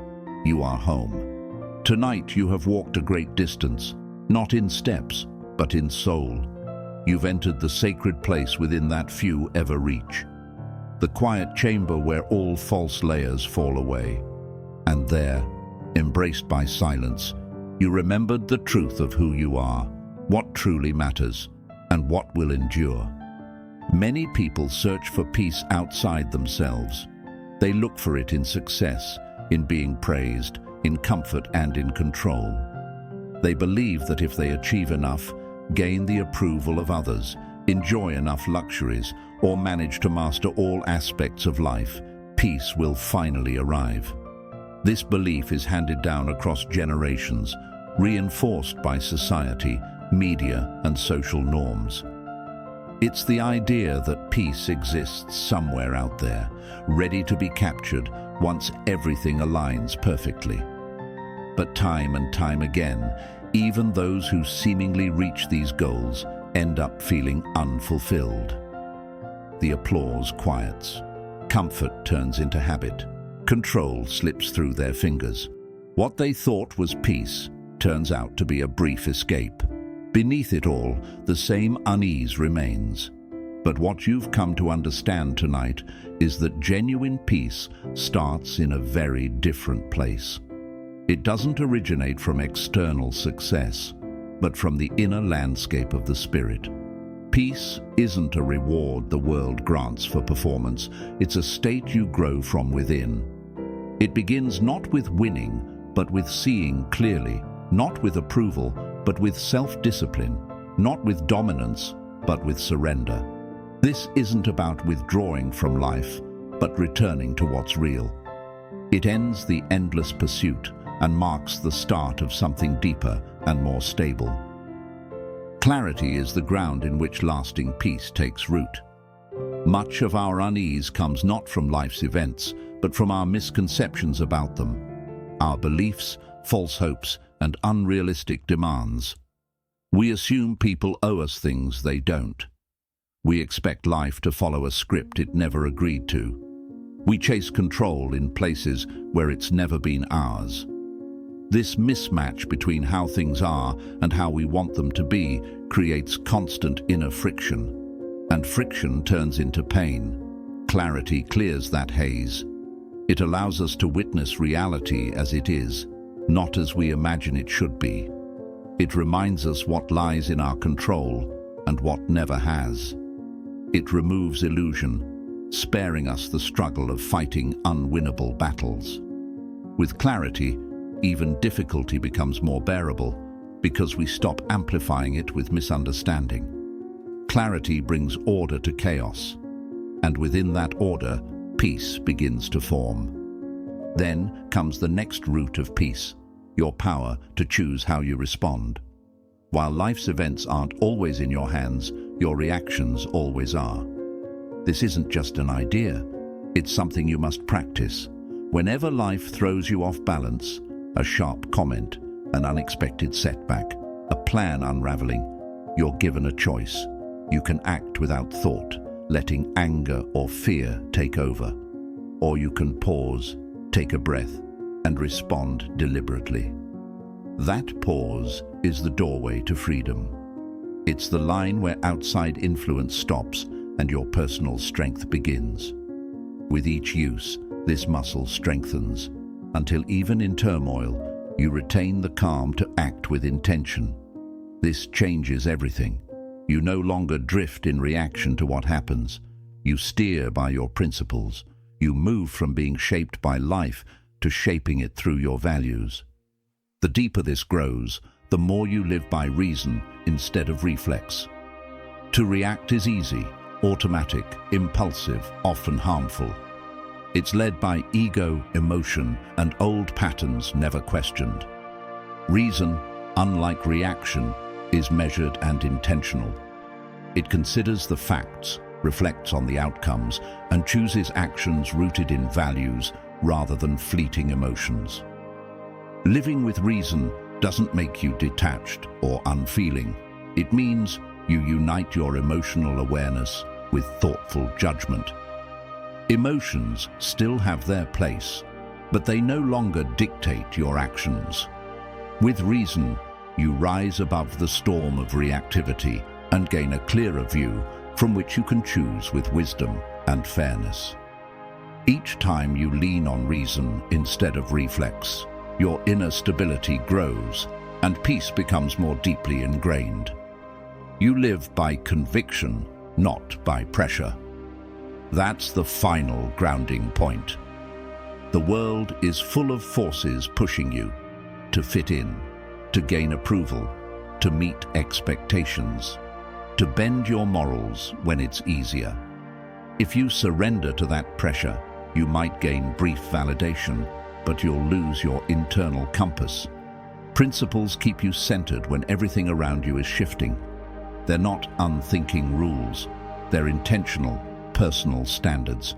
They represent your answer to the question, what truly matters? Living by principle means knowing who you are and what you stand for before the test arrives, so you won't be swayed when it does. It's not always comfortable. You may have to give up ease, convenience, or applause, but you gain something far more valuable, the quiet resilience of self-respect. The ability to look in the mirror and know you have not betrayed yourself. This is where lasting peace takes hold, not when things go your way, but when you can face whatever comes with honesty, purpose, and courage. This isn't a fragile peace that depends on good days, because good days can end. It isn't a peace that relies on others' opinions, because approval fades. It's a peace that comes from within, forged through self-discipline and aligned with the eternal, not the temporary. It won't remove all struggle, but it will steady you in the midst of it. It gives you the strength to bear pain without bitterness, to taste victory without pride, to meet the unknown without fear. And it isn't just a theory, it's a path to walk, step by step. Life will hand you countless moments to return to clarity, to make mindful choices, to think before you act, and to stay true to your beliefs. You won't be flawless, no one is, but every attempt makes you stronger. Each conscious decision chips away at old reflexes and builds a deeper sense of agency. Over time, the effort becomes second nature. You stop searching outside yourself for peace and start bringing it with you wherever you go. Tonight you've touched that understanding. Maybe it showed up in a moment of deep quiet.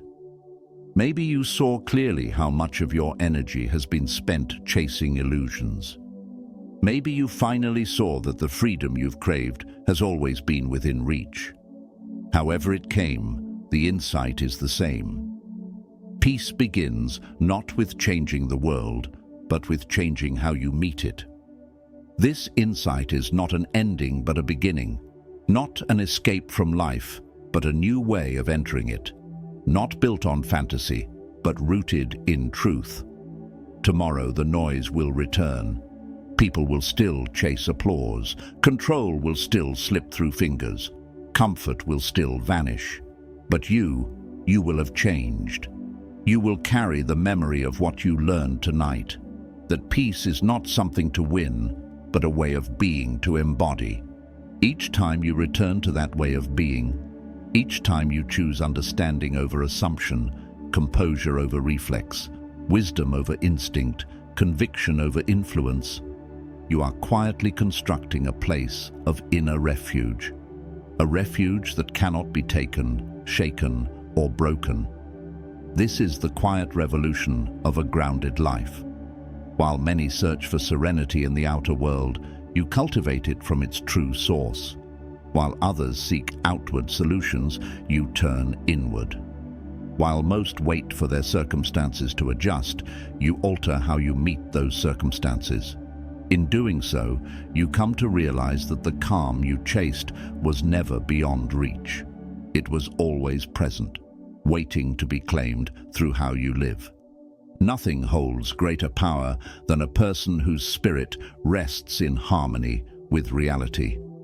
Not by turning away from hardship, nor by resisting what is, but by showing up fully. A still soul says, "Whatever arrives, I will face it. Whatever departs, I will release it. Whatever remains, I will honor it." That is true liberation. The Stoics described this as living in harmony with nature, not merely the external world, but the nature within you, to live aligned with your highest self, not drifting on whims, not ruled by fear, but moving with deliberate purpose. And when you falter, as you inevitably will, you begin again, without complaint, without delay. Life brings much noise, many illusions, but in the silence you now sit in, you've touched something solid, and it is sufficient. You are not in need of more teachings. You are not lacking more possessions. You only need to remember one sacred task: to remain true, to hold fast to the path of virtue, softly but steadfastly, no matter what may unfold. Bring your awareness now to the simple act of breathing, how it enters and leaves with no effort, how it sustains you without your command, how it echoes the pulse of life itself. You don't summon your breath, it arrives. You don't plead for its return, it comes again.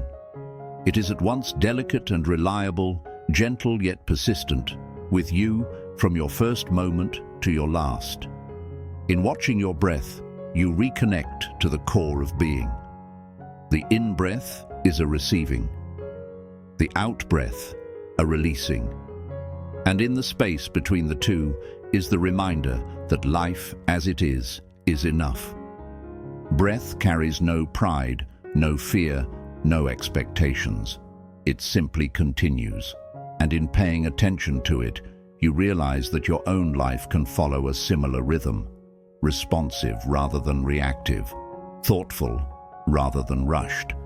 Much of our inner conflict arises from trying to force what was never meant to be controlled. We hold too tightly to what we fear might vanish. We resist what is already here. We strain toward what has not yet arrived.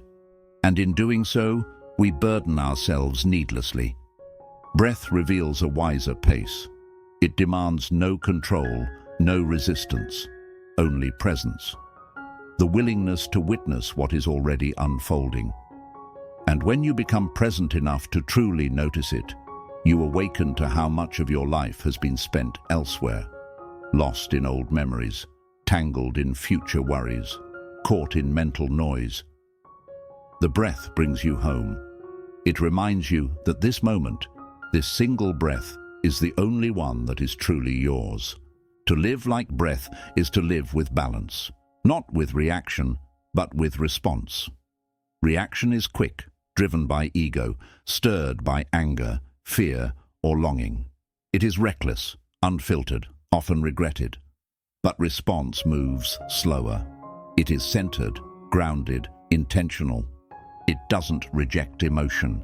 It simply places it in perspective, allowing sound judgment to steer your actions instead of letting impulse take the reins.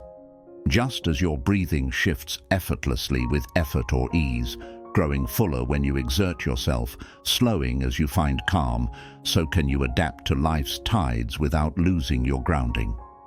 A life driven by reaction is unstable, thrown off course by every disturbance. A life shaped by response is balanced, adaptable, anchored in awareness. Impulse robs you of inner calm.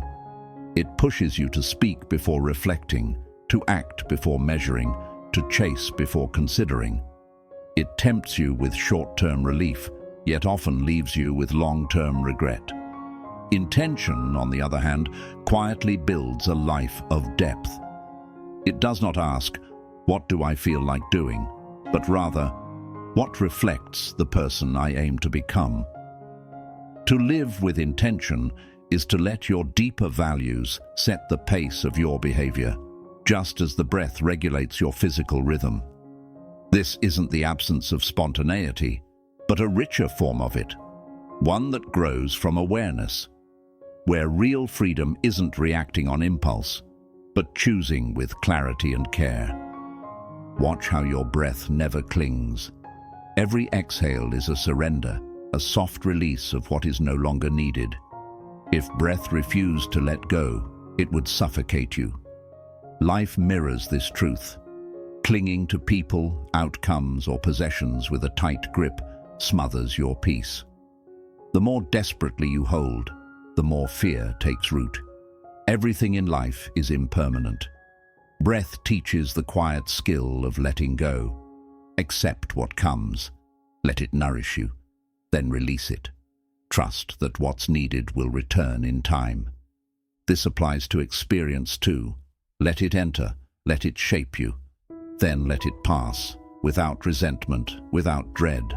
Just as lungs must empty before new air can enter, the soul too must create room if it's to grow. Breath also offers the gift of patience. It cannot be sped up without strain. Try to force it, and you lose its natural grace. Try to clutch it endlessly, and you learn the limits of control. Breath moves in its own rhythm, and your task is not to overpower it, but to move in harmony with it. Life flows the same way. Seasons rise and fall. Progress unfolds gradually. Trying to accelerate what requires time only breeds disappointment. The patient person, like the one who breathes with attention, knows that all things unfold when they are meant to. This kind of patience is not surrender. It is a quiet trust in the unfolding process. You act when it's time. You wait when that's wiser. You trust that life, like breath, knows how to carry you forward. To become present with your breath is to relearn how to truly listen. In a world full of noise, real listening has become rare. We often listen just enough to reply, not to understand. We absorb just enough to react, not to receive. But breath teaches a deeper kind of listening, one free of agenda, one rooted in stillness. When you begin to notice the sound of your own breathing, you also begin to notice all the things you've been missing. The tone beneath another's words, the emotion unspoken, the meaning in a pause. Listening is a practice of presence. It demands that you quiet the chatter within, so you can truly perceive what's outside you. To live like breath is to listen in this way, not to dominate discussion, not to reshape what is heard, but to observe, to feel, to respect what is unfolding. In this way, breath becomes more than a function. It becomes a guide. Though it moves on its own, you can still guide it, slowing it to ease your thoughts, deepening it to ground your body, focusing on it to return to the moment. In this way, breath becomes a model for life itself. You don't need to force your path, just gently steer, adjust, and aim yourself toward what truly matters. To guide is not to control, it's to shape with care. You won't command every result, but you can shape your responses, your routines, your mindset. Breath teaches that even soft influence can shift experience. One long inhale can dissolve frustration. One steady exhale can calm the heart. In the same way, a single clear decision can alter the course of everything. Think about how rarely you notice your breathing. It happens thousands of times a day without your awareness, without your appreciation. Only when it's strained by illness or exertion do you realize how vital it is. Much of life works like this. We overlook the most meaningful things until they're threatened or gone. Paying attention to your breath is a practice in appreciating the ordinary. It reveals that peace doesn't lie in rare or dramatic moments, but in the humble, steady rhythm of being alive. Gratitude doesn't change your life's circumstances. It changes your lens. Breath reminds you that the simplest, most essential parts of life are often the easiest to ignore. It is also the link between your body and your awareness. It mirrors how you feel, fast when nervous, unsteady when distracted, calm when at ease. By noticing your breath, you don't just regulate your body, you reshape your mind. In the same way, your daily decisions are the bridge between your outer world and inner balance. As breathing with intention settles your body, living with awareness settles your spirit. So breath becomes your guide, teaching you how to live without grasping, how to release what isn't meant to stay, how to trust the flow of life, and how to remain aware enough to observe, to listen, to direct gently. The lesson isn't complex, yet its depth is profound. You don't need to force the world to feel peace. You only need to partner with its natural rhythm, just as you do when you breathe. This isn't resignation, it's clarity. It's the wisdom to stop resisting the river and instead learn to move with it. Tonight, as you settle into breath, you remember. You remember that peace isn't some far-off achievement. It's something available now. You remember that true understanding doesn't come from controlling every detail, but from seeing what's already within reach. And you remember that the breath that's been with you from the very beginning will remain until the end, asking nothing but your presence in return. To live as breath does is to move lightly, yet fully, to act softly, yet with power, to remain simple, yet go deep. It is to uncover the truth that what you chased through struggle was quietly waiting in stillness. And when morning comes, when demands return and the world tugs at you again, you will carry this knowing. You'll realize you don't have to grip, you don't have to strain, you don't have to race. You only need to breathe, to return to now, to steer your life with quiet purpose, and all else will follow. Now, in these final moments of night, let your body give in. Let the tension of the day melt away. Allow the muscles that bore the weight of your day to loosen, free from the tasks they once fulfilled. You've given enough. You've borne enough. Now is the hour to release, not as a sign of giving up, but of faith. Faith that rest is not indulgence, but balance, a sacred partner to effort. Your body already knows how to relax, if you give it permission. Feel how gravity supports you, pulling you gently downward, reminding you that you need not always carry your own weight. There is kindness in this letting go, the kindness of being held by something greater. The kindness of remembering that night does not require you to shoulder the world. Let your hands go quiet. They've grasped and released, created and repaired, touched and supported. They've mirrored both your intent and your compassion. But now they ask for pause. Let them unfurl. Let them relax. Lay them softly on the covers like small vessels returning from sea. They no longer need to carry anything. The day has asked enough of them. When your hands rest, you allow yourself to rest. You are not solely defined by effort, not only by tasks completed or burdens managed. You are more than motion. You are presence itself. Tonight, your hands remind you of this reality. Your value is not measured by movement. Stillness is not defeat. It is wholeness, the richness of existing with no demand. Let your thoughts drift like a leaf on a quiet lake. Picture the mental weight you often carry, crowded with deadlines, memories, questions, now light enough to glide atop the surface. A leaf does not resist the water's embrace. It does not strain for position. It simply rests, held by what surrounds it, carried gently wherever the current flows. So too can your mind release control. Beneath the swirl of noise lies stillness, a depth of calm beneath every wave of thinking. And by releasing your grip, by ending the struggle, your mind can once again float freely. It can remember that its truest state is peace, that the agitation is not your foundation, but only your weather.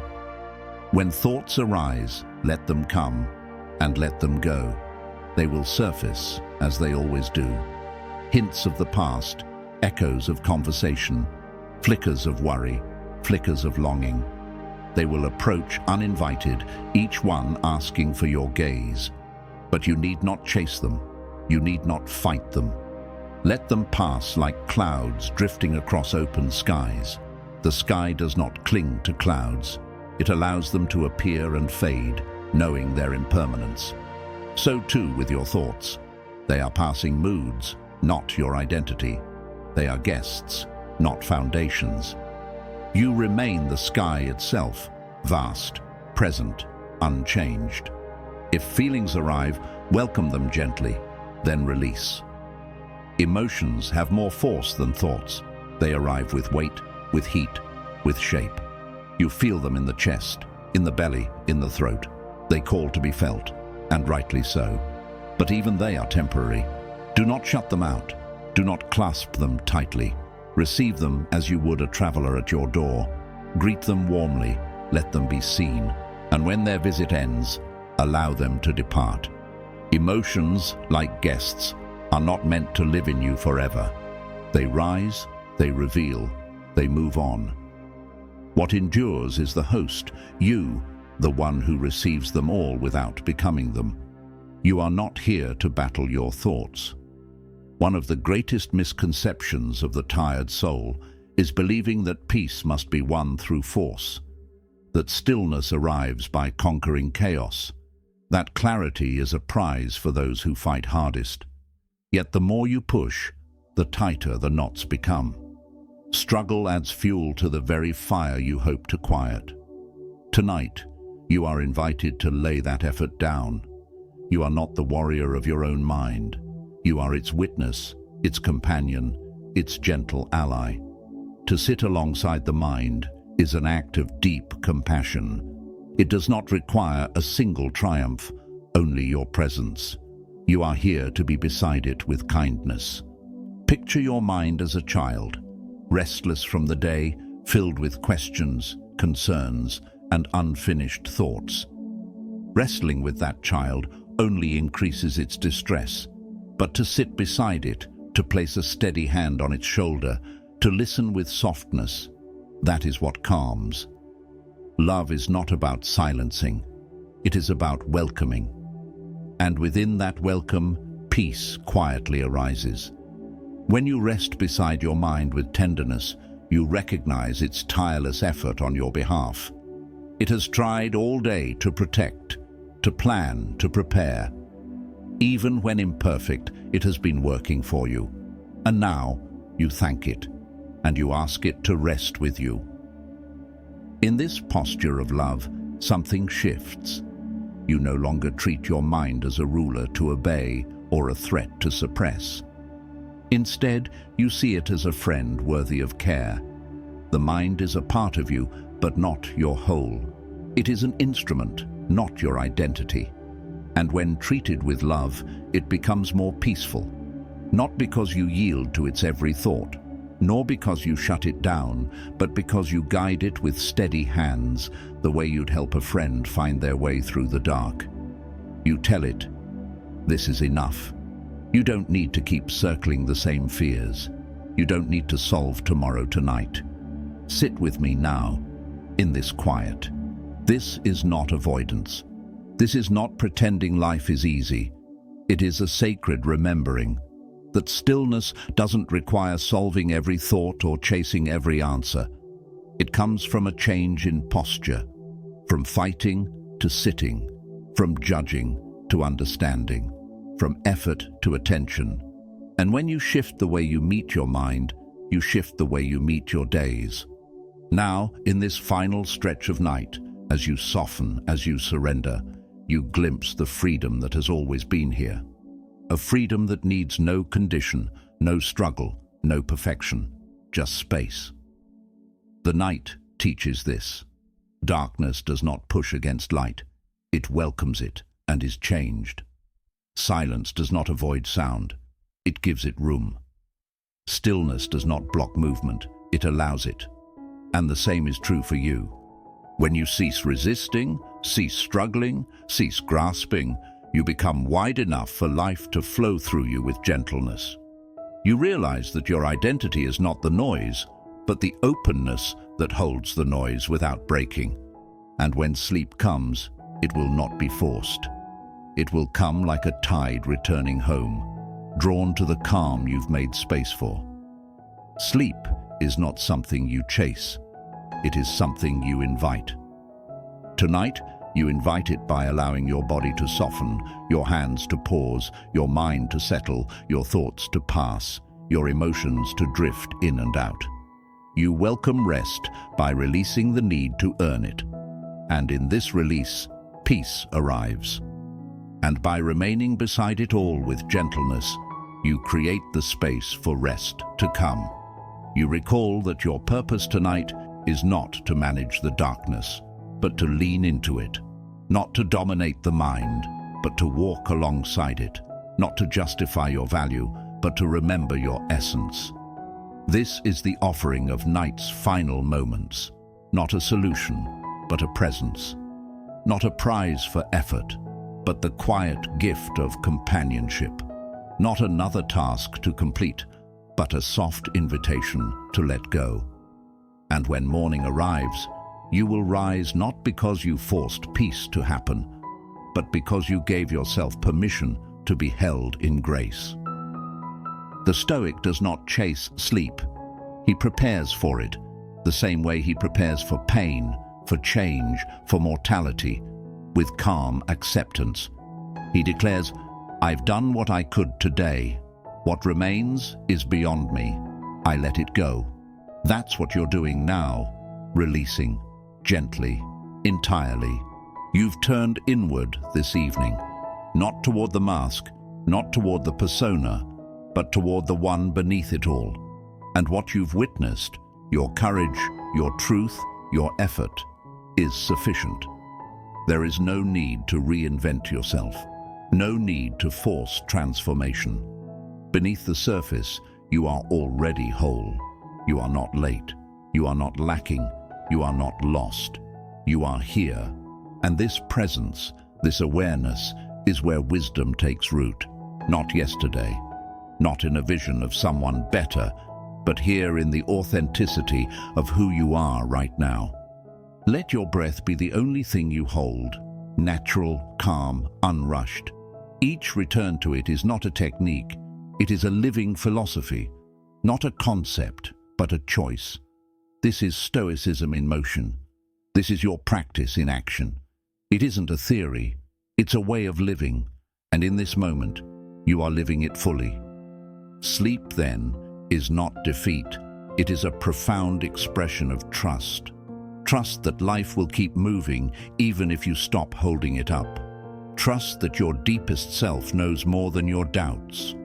Trust that something within you continues to grow, even when you're still. You don't have to hurry this. Let rest reshape you quietly. You've heard the voices of Marcus, Seneca, Epictetus, not as historical echoes, but as living presences, as mentors, as reflections. And now, their wisdom is not just something you've heard, it is something you embody, in your breath, in how you greet the morning, in how you choose to live. And when you wake, be it soon or with the sun, you will carry something different. Not a revelation, not a roar, but a steady flame, a calm center, a clearer sight, a gentler hold on life. That is what your practice brings. That is what you've allowed to take root in you tonight. So now, let yourself rest. Let everything fall away. There is no need to prove anything. No more to organize.